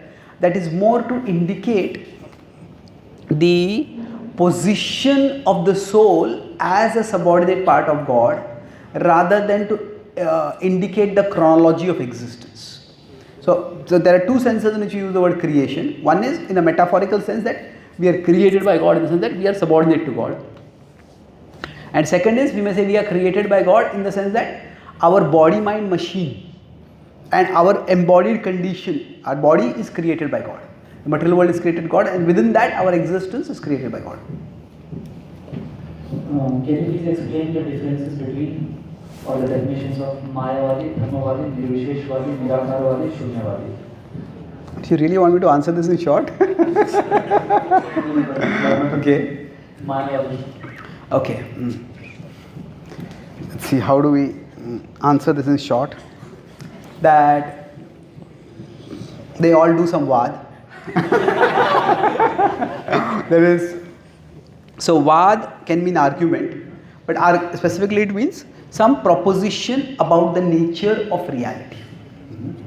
So now is the ultimate reality, what are the attributes of the ultimate reality? That is the question. So now if we consider Mayavadi, let's start with the simplest and then we'll move to the more complex ones. Let's start with Shunyavadi, for example. Now Shunyavadi literally means that there is no existence beyond what normally exists. So the idea is that there is, what we perceive as existence is illusion, but this is the illusion that entangles us. And when we go beyond this, we will be free from all entanglement, we will be free from all distress. But what exists beyond this? Well, according to them, it's shunya, that means there's nothing. So there is no ultimate reality, and realizing that there is no ultimate reality will bring us freedom from all the distress of our current reality. So it's all conceptions of ultimate reality. So what is the nature of ultimate reality? It is like zero. So somebody has, Bhakti Thakur will give the example, somebody has a child and a child has got some cataract in the eye, and the child is constantly in pain. The baby in that particular part of the world, cataract is not easily curable. They go to a doctor, they spend a lot of time, they spend a lot of money, and it's so much pain. So some uncle comes and says, this child, there's so much pain over here, just kill the child. Kill the child? What nonsense. So that the idea is that's Shunyavad. Existence is miserable, so assume there is no existence at all. And that way we will be free from all distress. Now the others is, all of the others, they misdiagnose the cause. So the other is, okay, the child is having cataract. Cataract is the problem of the eye. Just pluck out the eye and throw out the eye. Then there will be no pain. Okay, you may say plucking out is painful, but suppose even if you can pluck it out, but then there is so much deadening of existence. So whatever is assumed as the problem, eliminate that problem. And then we'll have a relatively problem-free life. So all these other schools of thought, what is the problem? So for example, we have, as you said, Nirakarvadis. So Nirakarvadis means they say the ultimate truth has no form. Because see, there are many ways in which you get attracted to Maya. It could be through taste, it could be through music, it could be through fragrance. But probably the most attractive way in which most people get attracted is through form. So they say that form is the cause of illusion. So the ultimate reality has no form. So the ultimate reality is Nirakarvadi. Now Nirvishesh is somewhat similar, but there is a slight difference. So Vishesh means something special. Like Visheshan is an adjective that it describes. So Nirvishesh means that any descriptive quality, that they say all descriptive qualities. Oh, he's handsome, she's gorgeous, he's smart, he is charismatic. All these are Visheshas. All these are, now this is not just form, but these are describers. So Nirvisheshvad says all describers, all Vishesh belong to the domain of Maya. So ultimate has no describers to it. All that we think are describers, they are not present. That is Nirvisheshavadi. Now, if we go towards, let's go towards Mayavadi. Now, in this case, what happens? It's a little more. So all these, you can say, all these are various kinds of impersonalists. But in Mayavad, we look at, in the previous ones, we look at this world and say this is the ultimate truth does not have this, ultimate truth does not have this. But Mayavad goes one step forward and they say that even the form of Krishna that is described, the attributes of Krishna that are described in the spiritual literature, in the Bhakti literature, in the Shastras, they are also Maya. So Mayavad is not just specifically that there is no form, but the form that is described for God, that is also Maya. So in that sense, everything, even Krishna, is Maya. What they mean is that the ultimate reality is only Brahman, and the idea that God has a form, that is also a Maya which you need to give up ultimately. So Mayavadis may also sometimes worship Krishna, but they say the idea of worshipping Krishna is like a useful illusion. It's a helpful illusion to overcome the harmful illusions. So attraction to the forms of this world is a harmful illusion. Attraction to the form of Krishna is a helpful illusion by which you will stop getting attracted to the forms of this world. But eventually, that helpful illusion is still an illusion. So ultimately, you need to go beyond that also. So Mayavad is considered especially dangerous because it denigrates Krishna. So now, Brahmavadi is, in philosophical terms, what it means is that they are attracted to Brahman. So that there may or may not be a personal form of God, but I am not attracted to it. So Brahman is more of a preference for Brahman, for Brahma Jyoti. So that is the difference in all these terms. Prabhu, was Adi Shankaracharya Mayavadi or Brahmavadi? Was Shankaracharya a Brahmavadi, a Mayavadi? At least from his teachings, what he taught was Mayavad. But now he has also given Bhakti teachings like Bhaja Govindam. So, and he's very categorically Moodhamati. Those who don't worship Govinda are foolish. So now we could say that in those kind of teachings, he has given the ultimate Bhakti essence. But what his followers say is that is still a conditional teaching. That means those who are caught in grammar, don't get caught in grammar, practice Bhakti, but eventually give up Bhakti and come to Brahman. So that Bhaja Govindam, they say that we understand that through prayer like Bhaja Govindam. So if you consider hierarchy, there is Maya and there is Advaitavad. And he's given Advaitavadi teachings, but above that is the Bhakti teachings. That's our understanding.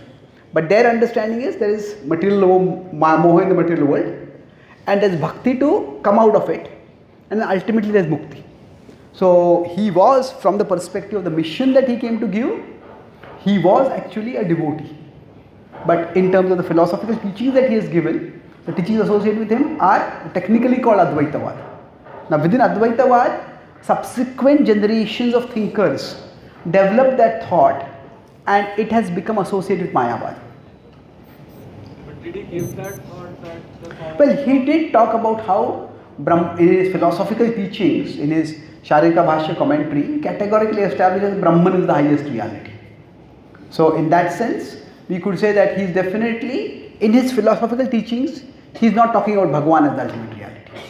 So the nomenclature, the term Mayavad is not used by him as a self-description. That term came later. I think it was one later thinker, I think Nayamrita or somebody who came up with that term. But Mayavadi used it to refer to themselves, that this is what our teaching is. If we take medicine, then we are breaking prohibited principles because it sometimes causes intoxication. No. See, again, the principle is not just the rule for the sake of the rule. The principle is why are we doing it? So if we are taking medicine as medicine, then we are not breaking a regular principle. So it's like in Ekadashi we are supposed to fast and we don't take grains. But if we are having some serious disease, we need to take a medicine, and the medicines contain some grains. The Goswamis explained that kind of taking medicines on Ekadashi does not break the Ekadashi fast. Why are the results of material practice obtained easily and the results of spiritual practice not so easily? Why are material practice, why are the results obtained easily? It depends on what results we are talking about. See, material practice also, if you want to get a PhD and you want to build a career in a particular field, it's going to take 10-15 years in a particular field. If you want to become fit, depending on how fit you want to become, it has to take some time. So it depends on what it is that we are trying to do. Now in the spiritual practice, what are the results we are seeking? If it is overcoming some gross bad habit, we might give it up in 2-3 months of spiritual practice. If it's some deep-rooted conditioning, it might take few years. If it's developing love for Krishna and going back to Krishna, that may take many decades or maybe even many lifetimes. So I think rather than simply categorizing this material is quick and spiritual is fast, which result are we talking about? And whatever results we have got by our spiritual practice, we focus on them, and though they become the building block for our faith, that this is the result I have got and this result I will get in future also. Srila Prabhupada said that everything in the material world is a reflection of the spiritual world. Does that mean the wrong, the worst behavior like illicit sex or rape or murder also comes from spiritual world? See, when you say everything is a reflection of the spiritual world, everything here is a reflection. In principle, that is true. But in a reflection, there can be distortion also. If there is a building, the building is reflected.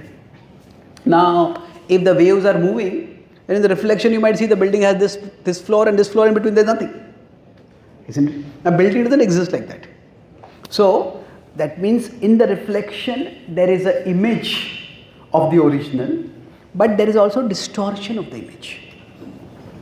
So, in terms of the core relationships that are there in this world, they are present in their originals in the spiritual world. But those core relationships can be distorted in different ways. So there are people, there is community in the spiritual world and there is community in the material world. But the specific ways people interact with each other, that can be highly tamasic, and that is not present in the spiritual world. So the core principle that people interact with each other, that is there. But the tamasic, ghastly ways of interacting with each other, that is not there.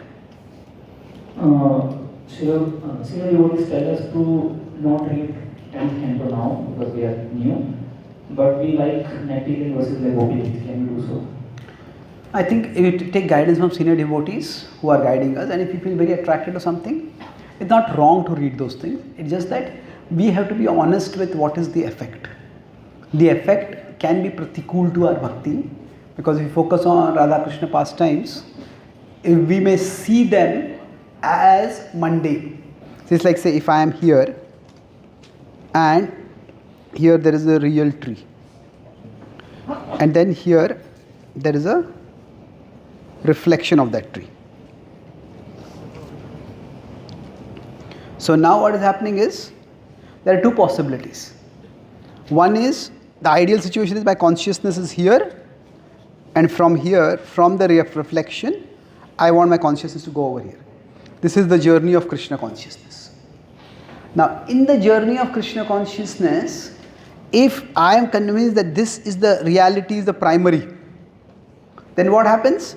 Even seeing the reflection can remind me of the reality.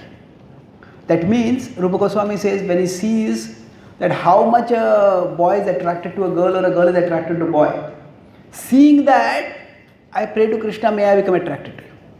So the male-female attraction, rather than being a distraction, becomes an inspiration. Because he is convinced that that is the reality.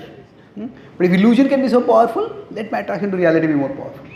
But for us, if we are not yet convinced that is the reality, then instead of the reflection reminding us of the reality may remind us of the reflection. That means we see Radha Krishna together and think, oh, maybe I should also have my Radha Rani. I should also have my somebody with me. And now, so when we read the 10th canto, especially the intimate pastimes of Krishna, if we are not philosophically advanced enough, if we are not in Sattva Guna, if we are not convinced, then the effect on our consciousness can be pratikul. That's why that caution is there. Spiritual life is not meant for just information but for transformation. My question is, how do I get to know that my heart is transformed? two main things, that our attraction to Krishna increases and our infatuation with the world decreases. Infatuation means both fear and desire. That means if something is going wrong, we become overwhelmed with the stress, anxiety, tension, that will decrease. And desire means infatuation, addiction, craving, all of these also decrease. And our eagerness to be with Krishna, to remember Krishna, to learn more about Krishna, that increases. How to get rid of pornographic addiction?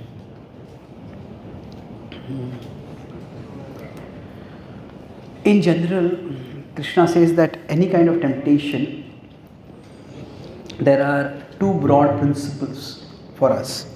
So it's like, see here, this is based on 3.42 in the Bhagavad Gita.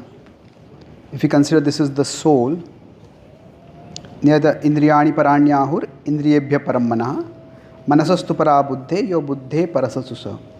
There is the mind, the senses, and then there are the sense objects.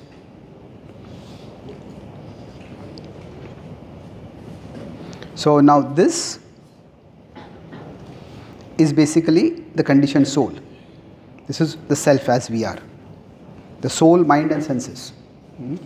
Now above this is the super soul, is Krishna. So now what is, in general, in the past, what would happen is the senses would have to seek the sense objects. There is a natural gravity pull by which the senses get pulled toward the sense objects.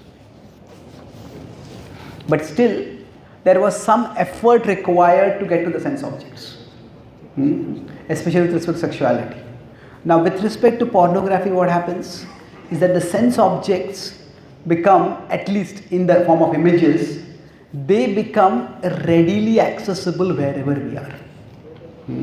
So, if somebody has to drink alcohol, they have to go to a bar. Of course, now with Blinkit, you can order alcohol at your home also. So, in general, what has happened is the advancement of technology has made access to the sense objects very easy. So, in general, so I'll first talk about the principle of fighting against temptation, and then I'll talk about how that principle can be applied. So, the supreme, the ultimate way, like this gravity is there, which will pull us down. So, the senses are pulled down to the sense objects, the mind is pulled down through the senses, and then soul also gets pulled down. Sorry, in between there is this buddhi. So, there is the intelligence. So, the ultimate solution is, this is called as prema, or Goswami uses the priti. When we develop love for Krishna, this upward bond becomes so strong that there is no downward pull. That we just go out of the pull of gravity. But till that has happened, then this is our goal ultimately, and this is the point when we will be fully safe. Till that bond has not been established, we have to do something else. What is that? We establish a bond through our buddhi. Evam buddhehe param buddhva samsthabhyatmanam atmana, Krishna says. So with our intelligence, we learn to hold ourselves onto the spiritual level. This is the bond that we need to establish through our buddhi. And secondly, this alone is not enough. We need to create some boundary over here. That is, tasmat tvam indriyanyadav niyamya bharatarshava papamanam prajahiyenam jnana vijnana nashanam. So these three verses actually, they give the broad principle of how temptation works. So now, with respect to this developing of buddhi, the bond through buddhi and the boundary at the external level. So because porn makes us images so easily accessible, we are in an extremely vulnerable situation. Right? In all of human history, sexual temptation has always been there. But today, never before in human history has it happened that in 15 minutes, we can pollute our mind with more images than even the wealthiest collector of sensual images could get in 50 years. So we are in a terribly vulnerable situation. And because we are in a vulnerable situation, we need to be more careful. It's like, say, I was in America a few years ago when this, not a few, 1 year ago when this Operation Sindoor had happened. So I was staying at one devotee's home, and this devotee lives, his family lives right on the border of India-Pakistan. So now, if you're living on the border, that means you know you're vulnerable. So now we are all Tatastha Shakti, in that sense we are all always vulnerable. But it's like the advancement of technology has brought us even to the Tata of the Tatastha Shakti. It's like, it has made us extremely vulnerable. So that's why all of us now, Pakistan has nuclear weapons, Pakistan has intercontinental missiles, they can attack Bombay also, Bangladesh can attack Calcutta also, Mayapur also. Everybody is vulnerable at one level. But somebody at the border is much more vulnerable. So for all of us, through technology, we have been put on the border, and because we have our phones and we have our devices and we are going to have them, so we are always going to be on the border. So it's going to be a very difficult situation. And then what do? We have to do both these things. Create some fixed boundaries. Like what does the government do? There's a boundary, but it doesn't leave the boundary unprotected. It makes sure that there are defense forces over there. So, and if the enemy is attacked in the past, then we have to have stronger defense forces over there. So what does stronger defense forces mean for us? It could mean that don't have unfiltered internet access, create some filters, and make sure that you can't very easily bypass those filters. There's so many ways we can do it. Just like the government may have boundaries, the government may have border security force or military, but Pakistan will do cross-border terrorism. They will create tunnels. They'll find out areas where the petrol is not, police is not, the government is not, the defense force is not there, and they'll slip it. So it's a war, and we need to be very vigilant. So what is required? We have to find out how we can build the boundaries for ourselves, so that we don't have unfiltered access. But that is not enough. Along with that, we need to nourish our buddhi. So what is the nourishment of buddhi? There are two aspects to it. See, generally, when do we make a change? If I am staying in one house and there's another house. Now, if this is my current house and this is the next house. When will I leave this house and go to the other house? There are two things. One is, this house is uncomfortable. And that house is desirable. It's better in some way. Even better is, this house becomes unbearable. The roof is leaking, there's no water, the electric supply goes off, the neighbors are noisy, and we get an irresistible deal for this house. That the house costs 1 crore, but somebody is giving it at 50 lakhs right now. Oh, it's an irresistible deal. So now if both happen at the same time, then what will happen is, that's when we will want to go from this house to that house.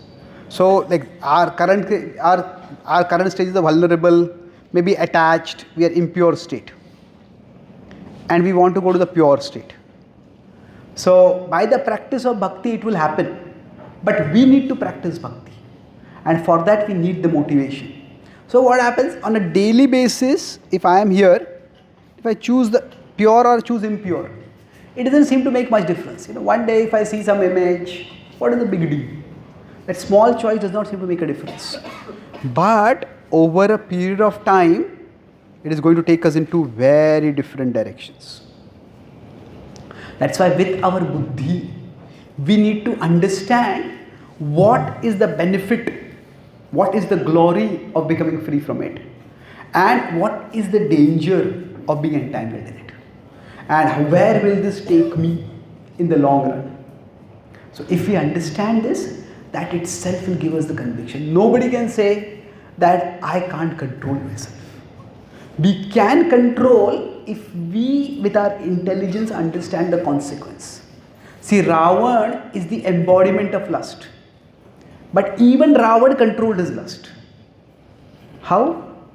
He abducted Sita, but he never violated Sita. Why?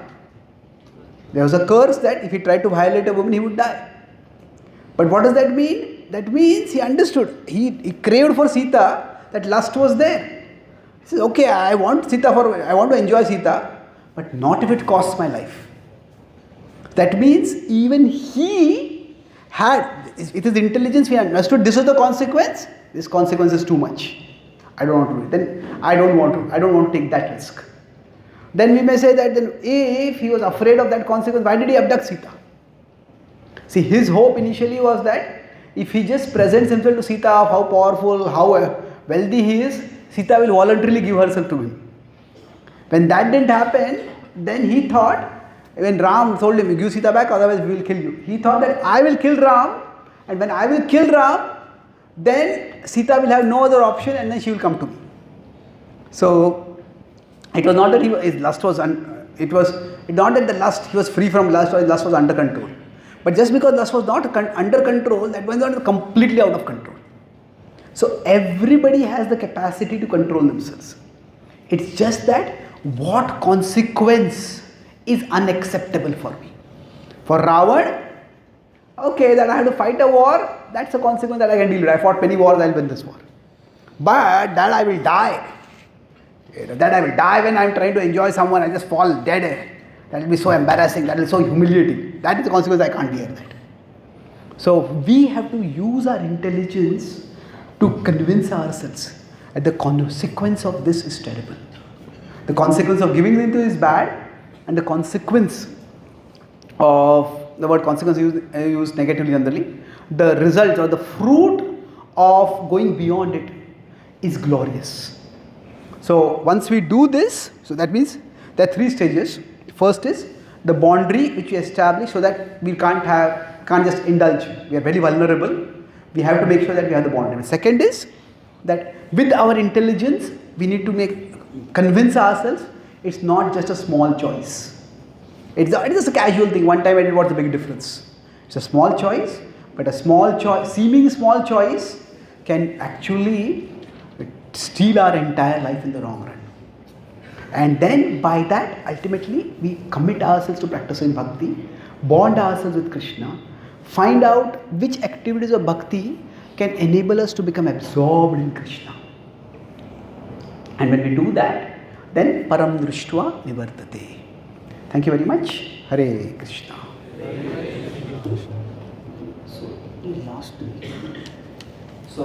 some devotees were asking you study scriptures nicely. So any advice for the devotees here, because they like your lectures, question, and how to read scriptures nicely at our stage?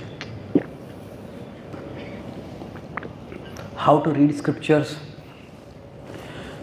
It's best to read and hear together. Because throughout human history, spiritual knowledge has almost always been transmitted through the oral tradition. Books are a relatively recent invention. In the Europe, they came 500 years ago.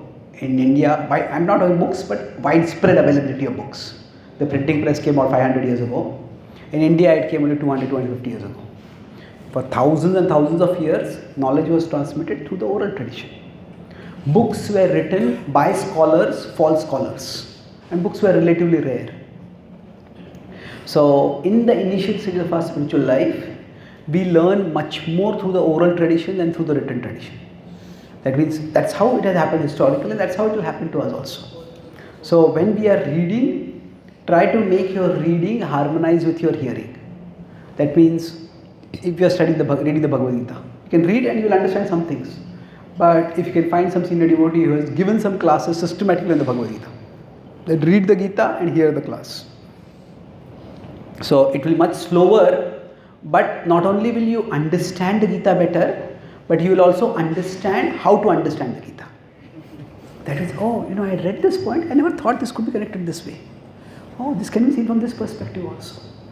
So when you bring reading and hearing together, then you will develop your capacity to think, to analyze, to see from different perspectives. And then as you keep reading, you will keep learning more and more. So I think both oral and written tradition going together is the best way to study. If you want to study a particular book systematically, then find systematic classes on that book, especially by a devotee whose classes you are able to connect with, you are able to understand nicely, and combine both together. But Prabhuji, in the scriptures, is there the reference that reading is not suitable compared to hearing? No, I am not saying reading is not suitable. I am saying in the scripture there is no reference to study in terms of reading. It is Shravanam, it is Kirtanam. It is not, the Shravanam is not reading, Shravanam is hearing. So in the past, Swadhyaya Abhyasanam Chaiva, that is the word, Swadhyaya. What does it mean? It means you go to Gurukul and what the Guru teaches, you do study of that. It's not that if you go to any Gurukul 200 years ago, it is not that each student has their own textbook. The Bhagavad Gita itself was, it's not that every student would have their Bhagavad Gita. Books were very rare. Books, in a paper, we would have leaves on which we would preserve it. It would be a very laborious process to do that. So there is no reference to, there are not many references in scripture to writing and reading what is written. All of scripture is about conversations. It's about listening. But the acharyas have spoken, they have written, and when we read them, that's also like listening. But I'm saying that that is not as interactive, it's not as alive. So I'm not in any way devaluing reading. I'm saying that if you want to go deeper into reading, one of the best, get maximum benefit from the reading, then it is not just reading more carefully, reading more attentively. It is we have to develop the mode of thinking. And when we develop the mode of thinking, then our reading will go deeper. So developing that mode of thinking happens by combining reading and hearing together, synergizing both of them. Now, some people may by nature be more analytical, and not just the analytical, you have to be analytical and you have to connect with the way scripture analyzes. So scripture has its own way of thinking and reasoning and analyzing. Now for us it's difficult to connect with that because we come from a different culture, different way of functioning. That's why sometimes we read something and it doesn't click, it doesn't make sense. I read this, okay, there's nothing that I don't understand and there is still nothing that I understand. Like every sentence I understand individually, but still I don't have clarity about what the concept is being said. Many times you'll feel like that. So why? Because it's a different way of reasoning over there. So generally speaking, I found that reading and hearing together is most effective. That is not to devalue reading. If you can read and be nourished by that, then that's wonderful. But for most people, reading and hearing together is the best. Hare Krishna.